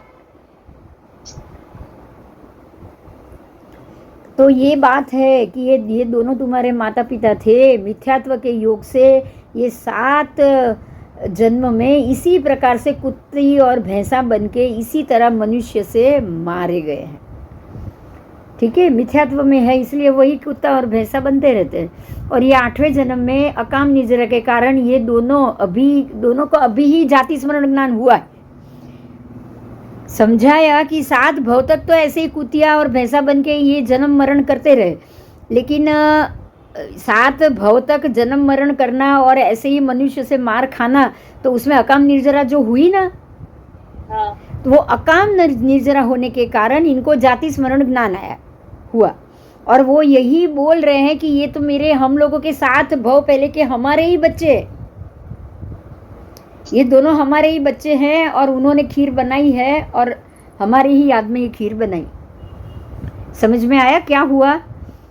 हाँ। यही 2 बच्चे हैं जो उनके बेटे हैं। 7 जन्म तक उनके माँ बाप ऐसे कुत्ता भैंसा बनते रहे, पर तब तक उनको पता नहीं था कि वो यहाँ आते। 8वें जन्म में वो अकाम निर्जरा, 7 भव की अकाम निर्जरा के कारण इनको जाति स्मरण ज्ञान हुआ, और अब ये दोनों बातें कर रहे। ठीक है। परस्पर कहते हैं ये दोनों जाति स्मरण ज्ञान हो गया उनको, ये श्राद्ध अपने लिए बनवाया है, और अब अपनी क्या दशा हो रही है। अपने लिए, हमारे लिए ही ये श्राद्ध है, और हमको ही ये श्राद्ध में खाने को नहीं मिल रहा है, ऊपर से हम मार खा रहे हैं। ये हमारे साथ क्या हो रहा है? धिक्कार है ऐसी मूर्खता को। इसीलिए हे महानुभाव ये कह रहे हैं कि हे महानुभाव, खेद पूर्वक मिथ्यात्व का त्याग करो, सर्व धर्मों में श्रेष्ठ और सहज में मुक्ति देने वाले सम्यकत्व को आदर पूर्वक स्वीकार करो। देखो, ये सम्यक दर्शन की जो महिमा है, वो महिमा के कारण यहाँ पे ये बात उदाहरण दिया गया है कि ये दो बच्चे तो सम्यकदर्शी है ही, उनके पूर्व भव में क्या हुआ ये उनको बताया जा रहा है। अब वही कुतिया और भैंसा ये भव में भी साथ में आई होंगे ना उनके, आई होंगे। तो वो कुतिया और भैंसा उनके माता पिता सम्यक दृष्टि नहीं थे, मिथ्यात्वी थे, तो उनकी मिथ्यात्वी की भव परंपरा में क्या दशा होती है ये केवली भगवान बता रहे। केवली भगवान कह रहे हैं कि उनके माता पिता जो मिथ्यात्वी थे, मरने के बाद कुत्ता और भैंसा, कुतिया और भैंसा, कुतिया और भैंसा 7 बार बन गए। 7 बार ये बनने के बाद अकाम निर्जरा, क्योंकि मार तो खाई दोनों ने, मार खाने से ये 8वें भव में जाति स्मरण ज्ञान हुआ कि अरे ये तो 7 भव से ये मेरे ही, हम 2 ही पति पत्नी बन के यहाँ भटक रहे हैं, मर रहे हैं, और ये हमारे ही बच्चे और हमारी ही खीर बनी थी। ये जाति स्मरण ज्ञान में आगे के 8 भव का पता चल जाता है। कितनी अच्छी बात है, बोलो। आओ, तो अब ये प्राणी अपने आप को धिक्कार रहे हैं कि हमारी मूढ़ दशा कितनी खराब है। अगर सम्यकत्व हमको हो जाता तो हमको ऐसे भटकना नहीं पड़ता। अगर हम भी सत्य को समझते और सम्यक दर्शन को समझते तो ठीक है। तो श्रेणिक महाराजा आदि एग्जाम्पल दिया है, उनको भी एक सम्यक दर्शन भी प्राप्त करोगे तो तीर्थंकर बनेंगे। श्रेणिक राजा सम्यक दर्शन प्राप्त करने के कारण तीर्थंकर परमात्मा बने। तो सम्यक दर्शन का महिमा कितना ज़्यादा है, ठीक है। यहाँ ये समझाया, सम्यक युग थोड़ी भी आराधना महान लाभदायक बनती है, और उस सम्यकत्व के बिना करोड़ों वर्ष तक की हुई उग्र तपस्या भी मात्र 5वां देवलोक दिलाएगी। करोड़ों वर्षों की उग्र तपस्या और सम्यक दर्शन नहीं है तो 5वें देवलोक से ऊपर भी आप नहीं जा सकते।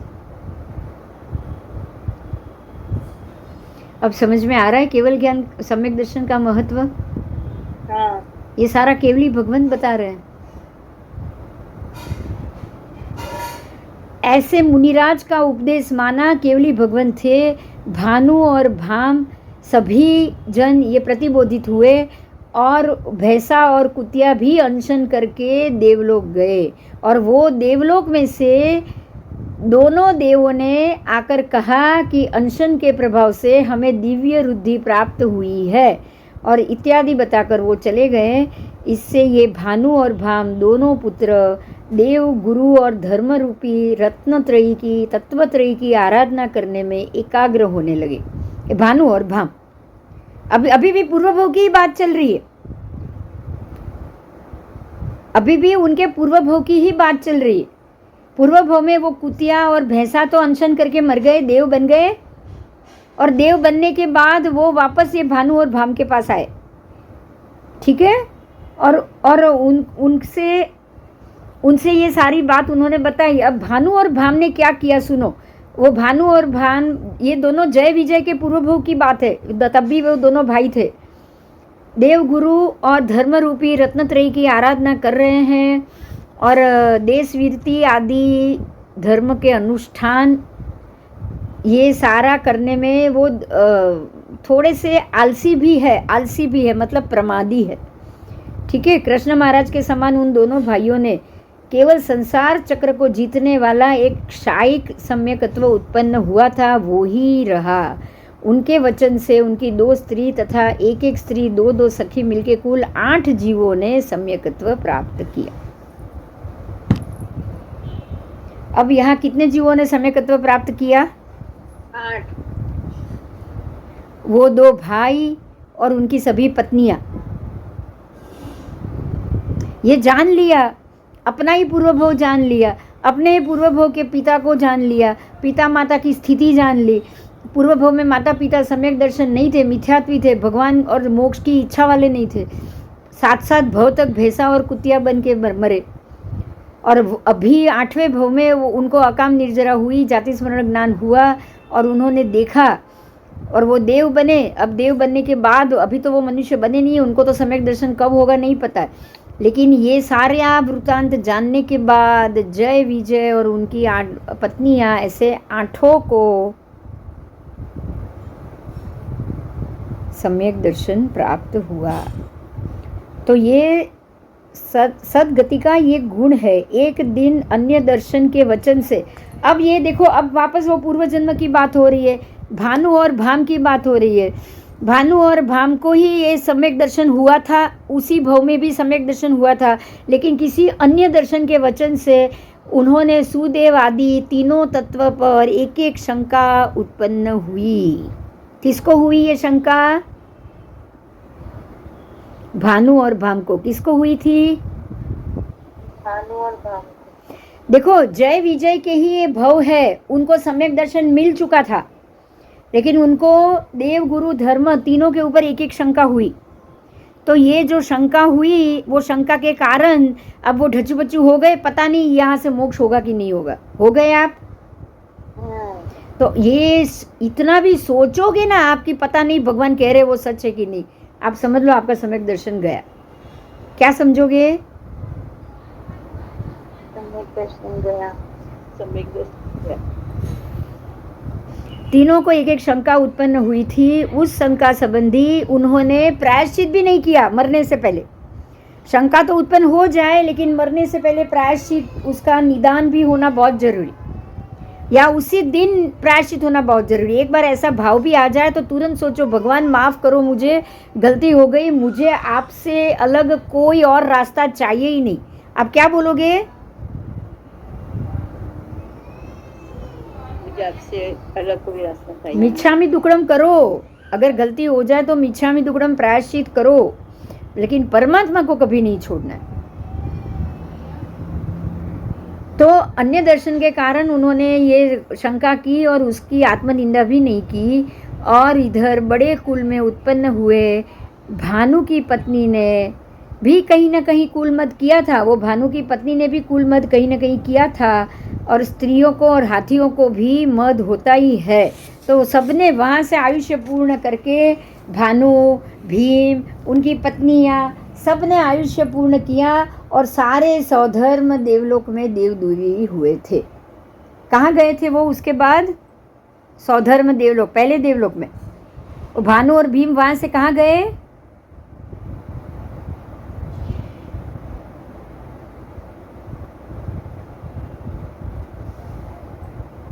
अब वो वहाँ देव देवी बने थे। वो देव देवी बनने के बाद आयुष्य पूर्ण करके भानु और भीम की आत्मा जय और विजय बने। कहाँ आए वो दोनों? जय और विजय बने। विजय बने। अच्छा, अब भानु और भीम के वक्त तो सम्यक दर्शन चला गया था। हाँ। अब देव सौधर्म देवलोक में भी चला गया था, तो अब सम्यक दर्शन वापस लाना पड़ेगा। हाँ, तो अब ये अपना पूर्व जन्म सब जानने के बाद किसी का भी संकित वापस ना आए, ये पॉसिबल है? नहीं। भगवान को भी बोले अपन जाके, हमारा भी, हमको भी एक केवली भेज दीजिए और हमारे भी सवाल के जवाब दे दीजिए, ताकि हमको भी सम्यक दर्शन आ जाए। आए कि नहीं? हाँ हाँ, बोली। આ તો જોઈએ છે. મને ખબર છે આ વાર્તા બહુ સરસ છે. કેવી વાર્તા છે બોલો? મજાની છે. સમ્યક દર્શન ગયેલું પાછું આવે. આપણું ભવ જો ખબર પડે ને તો પાછળના ભવમાં શું કર્યું છે ખબર પડે તો કેટલું સરળ થઈ જાય. બોલો કે હવે આવું તો જોઈતું જ નથી, અને આવું નથી જોઈતું તો કેવું જોઈએ છે? ભગવાન જોઈએ. ભગવાન એટલે કેવું જોઈએ? તો સિદ્ધ ગતિ જોઈએ છે, મોક્ષ જ જોઈએ છે. હવે જન્મ મરણ નહીં જોઈએ. તો સમ્યક દર્શન આવી ગયું. हाँ, चलो चलो चलो. अब धर्म रूपी तत्वत्रयी कहा जाता है दर्शन, ज्ञान, चारित्र को. तत्वत्रयी की आराधना करने से ही तुमको ये तीन पत्नियां प्रिया बनी. जो पिछले जन्म में जो 3 पत्नी थी ना, वही देवी भी बनी और अभी भी आपकी प्रिया बनी है. ठीक है. और तुमको ये तत्वत्रयी की आराधना से ही राज्य मंत्र, मणि, महाऔषधि आदि 3 वस्तुएं भी आपको मिली. और ये अखंड 3 खंड का राज्य भी मिला। ये 3 खंड का राज्य मिला था उनको। भानु भव में देव गुरु और धर्म में के प्रति शंका होने से इस भव में जय कुमार तीनों दिव्य वस्तुओं की चली गई। देखो उसके हाथ में से तीनों वस्तु भी चली गई थी क्योंकि उसने इसमें शंका की थी। उसका फल था कि ये तीनों वस्तु चली गई। और जय कुमार की पहले की प्रिया कामलता ने, अब कामलता का पूर्व भव किया है। कामलता ने पूर्व भव में कुल मद किया था कि मैं बहुत उच्च कुल की हूँ, मैं बहुत उच्च कुल की हूँ। अगर हम ये भी बोले ना हम जैन कुल में जन्मे, जैन कुल सबसे उत्तम है, हमको बाकी सारे कुल हल्के हैं, तो अगर हम इस प्रकार से कुल मद जैन कुल का भी करेंगे ना तो क्या होगा पता है?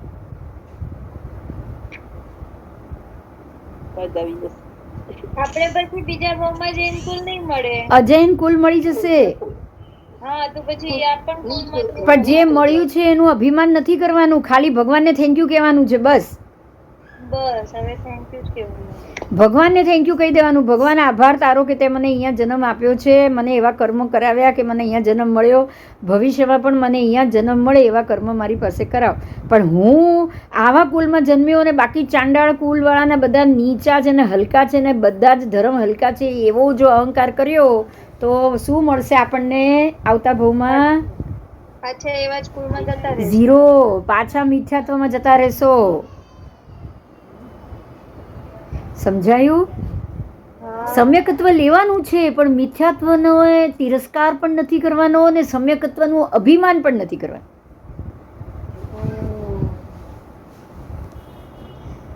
आओ चलो. तो उसकी पहले की जो प्रिया थी कामलता ने पूर्व भव में कुलमत किया. अब सोचो ये कामलता तो देवी भी बनी उसके साथ और पूर्व में भी उसकी पत्नी थी, तो तीसरे भव में भी तो पत्नी बनेगी ना, चाहे वेश्या है तो भी क्या हो गया? हाँ. अब समझ में आ रहा है को वेश्या के प्रति जय कुमार कैसे आसक्त हो गया था? हाँ, 2-2 भव से पत्नी चल के घूम रही है उसकी. अब 2-2 भव की पत्नी है तो ये भव में भी आसक्ति तो आएगी कि नहीं आएगी? आएगी आएगी आएगी आएगी. लेकिन ये गणिका क्यों बनी? क्योंकि उसने उच्च कुल का अभिमान किया था. इस प्रकार केवल ज्ञानी पिता से अपना पूर्व जन्म जानने के बाद जय कुमार और विजय कुमार को भी जाति स्मरण ज्ञान उत्पन्न हुआ और दृढ़ आत्मगुण धारण करके केवली भगवान के पास उसने देश वृत्ति श्रावक धर्म स्वीकार किया. देखो अब यहाँ सबसे महत्व का एक मुद्दा है जो मैं आज आपको बता रही हूँ. जाति स्मरण ज्ञान मनुष्य को होता है, तिर्यंच को भी होता है. जरूरी नहीं कि वो दीक्षा ली हुई है उसको ले, जो के व्रतधारी है उसको ही हो, पंचमहाव्रती को हो, अणुव्रत वाले को हो, ऐसा नहीं होता. चंड कौशिक को भी जाति स्मरण हुआ था ना. हाँ. ऐसे बहुत से प्राणियों को भी जाति स्मरण होता है, उसको भी होता है. हमारे लिए ये समय ऐसा है कि यहाँ जाति स्मरण ज्ञान होता नहीं है. अभी समय जो हम बोल रहे हैं ना 5वां आरा चल रहा है इसलिए. लेकिन चौथे आरे में जाति स्मरण ज्ञान हो गया और पूर्व जन्म पता चल गया तो आपको सम्यक दर्शन में वापस आने में बहुत आसानी हो जाएगी. होगी कि नहीं बोलो? होगी. तो सम्यक दर्शन आ जाए उसको ही जाति स्मरण ज्ञान हो सकता है ना, कि किसी को भी हो जाएगा? नहीं, सम्यक दर्शन वाले कोई होगा. सम्यक दर्शन आने वाले कोई होगा ऐसा तो ऐसा भी हम नहीं मान सकते, क्योंकि नहीं तो वो भैंसा और कुतिया को कहाँ से होता? जाति स्मरण तो उसको भी हुआ. तो सम्यक दर्शन का जाति स्मरण ज्ञान उसको मोक्ष दिलाने में मदद करेगा, बराबर? हाँ. अन्य का तो नहीं पता, सम्यक दर्शन का तो करेगा ना. हाँ. हाँ. आओ. दोनों को जाति स्मरण ज्ञान उत्पन्न हुआ. दृढ़ आत्मगुण धारण करके उन्होंने केवली भगवान के पास देश वृत्ति श्रावक धर्म का स्वीकार किया. ये जय राजा की बात. अब विजय राजा, इसके बाद विजय राजा ने सम्यकत्वादी धर्म को राज्य में सर्वत्र प्रवृत्ति द्वारा श्री अनंत प्रभु के धर्म को एक छत्र बनाया. बोलो ये कितना बड़ा काम किया. देखो शासन का कितना बड़ा काम कि पूरे नगर में जैन धर्म को एक छत्री बनाया. तो ऐसी आराधना करने वाला तो तीर्थंकर नाम कर्म भी बांध देता है कि नहीं? हाँ तो उसको इस भाव में शायद सम्यकत्व ना मिले, उसमें कोई आश्चर्य है? बोलो,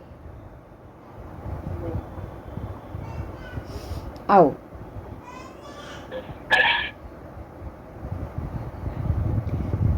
अब विजय राजा 4 सधना श्रद्धा आदि सम्यकत्व के हर भेद से दर्शन शुद्धि होने के कारण उसे विषय प्रसंग पर भी स्खलना नहीं होती थी। विषम से विषम प्रसंग पर भी अब वो बिल्कुल दृढ़ हो गए, सम्यक दर्शन में दृढ़ हो गए हैं। बिल्कुल हम बोलेंगे जैसे ग्रंथि भेद हो गया हो और राग द्वेष उसके बिल्कुल क्षीण हो चुके थे।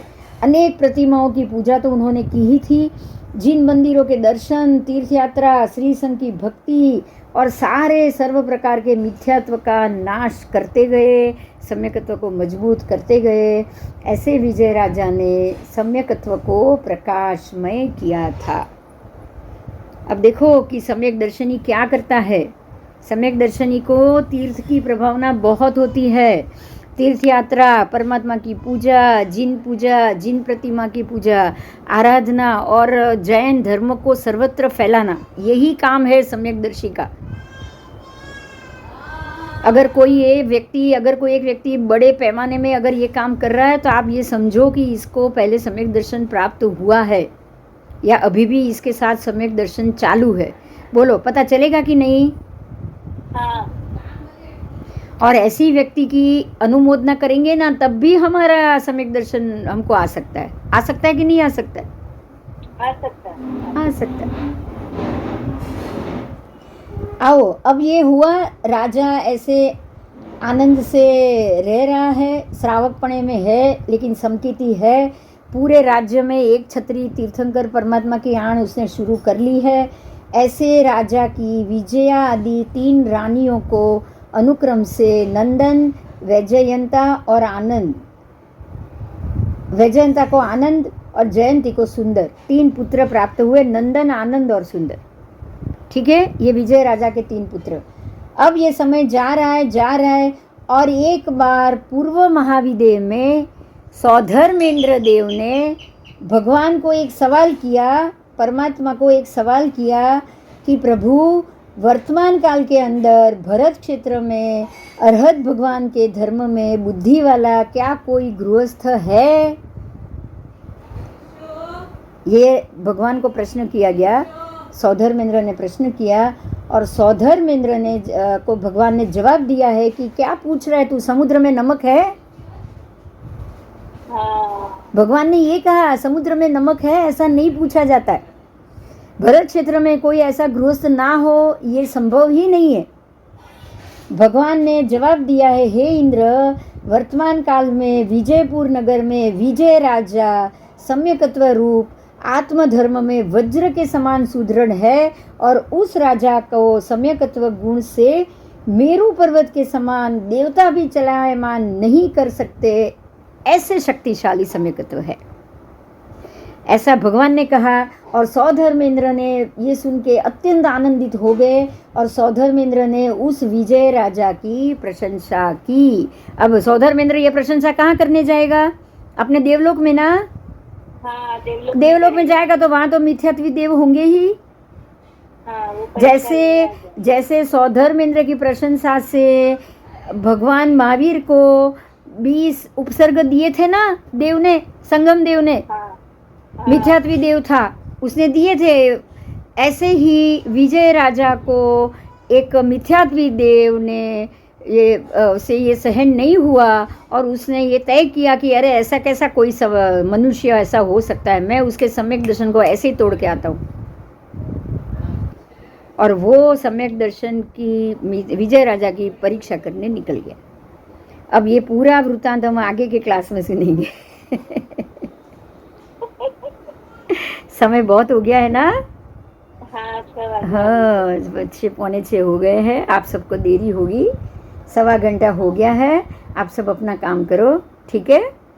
और अभी तो पूरे विजय राजा के सम्यकत्व की परीक्षा है, बहुत सारा, पूरा अगला क्लास भी चला जाएगा उसमें।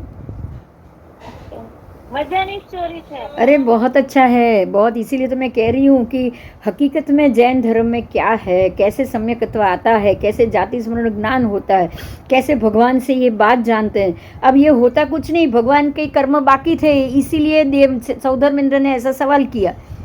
मरीचि के कर्म बाकी थे, इसीलिए भरत राजा ने ऋषभदेव भगवान से ऐसा सवाल किया।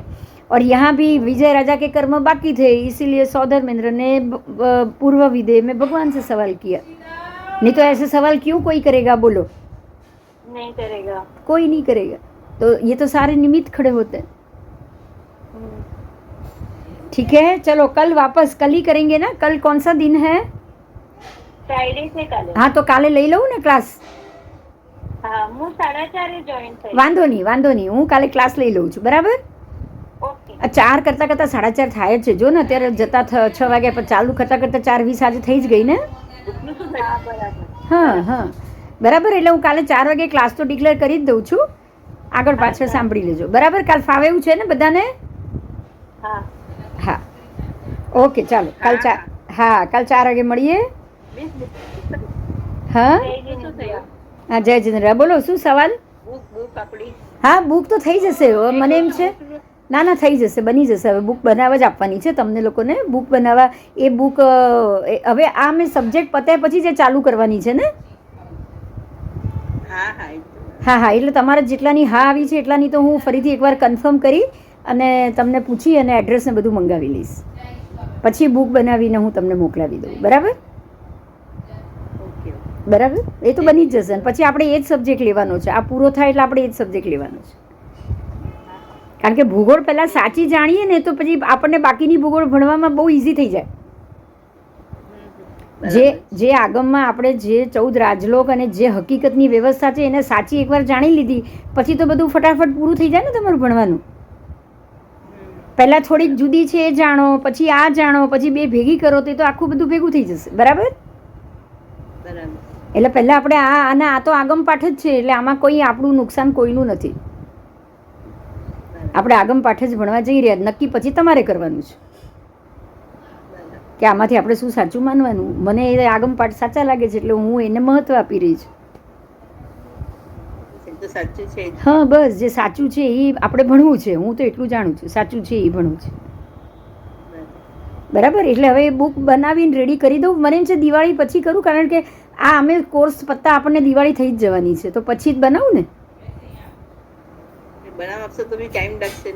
બનાવવામાં અઠવાડિયું ને પછી ડિસ્ટ્રીબ્યુટ કરીને બધાને મારે પોસ્ટ કરવાની હશે તો બીજું અઠવાડિયું જશે, વધારે વાર નથી જવાની કંઈ. એટલે હમણાં મોકલું તો પાછી મહિનો તમારા જ ઘરમાં આમથી આમ અટવાશે, એમ કહું છું. હા, મને એમ છે કે દિવાળી પછી આપું, બરાબર? કે દિવાળીમાં વાંચવા બેસવું એવું તો બનવાનું નથી, તો પછી હું આપી દઉં વહેલી. હા, તો પછી ચલો એક કામ કરું, આપણી પાસે ઘણા દિવસ છે તો હું આજે જ એકવાર બનાવવા માટેનું કહી દઉં છું, એટલે ઇઝી થઈ જશે, બરાબર?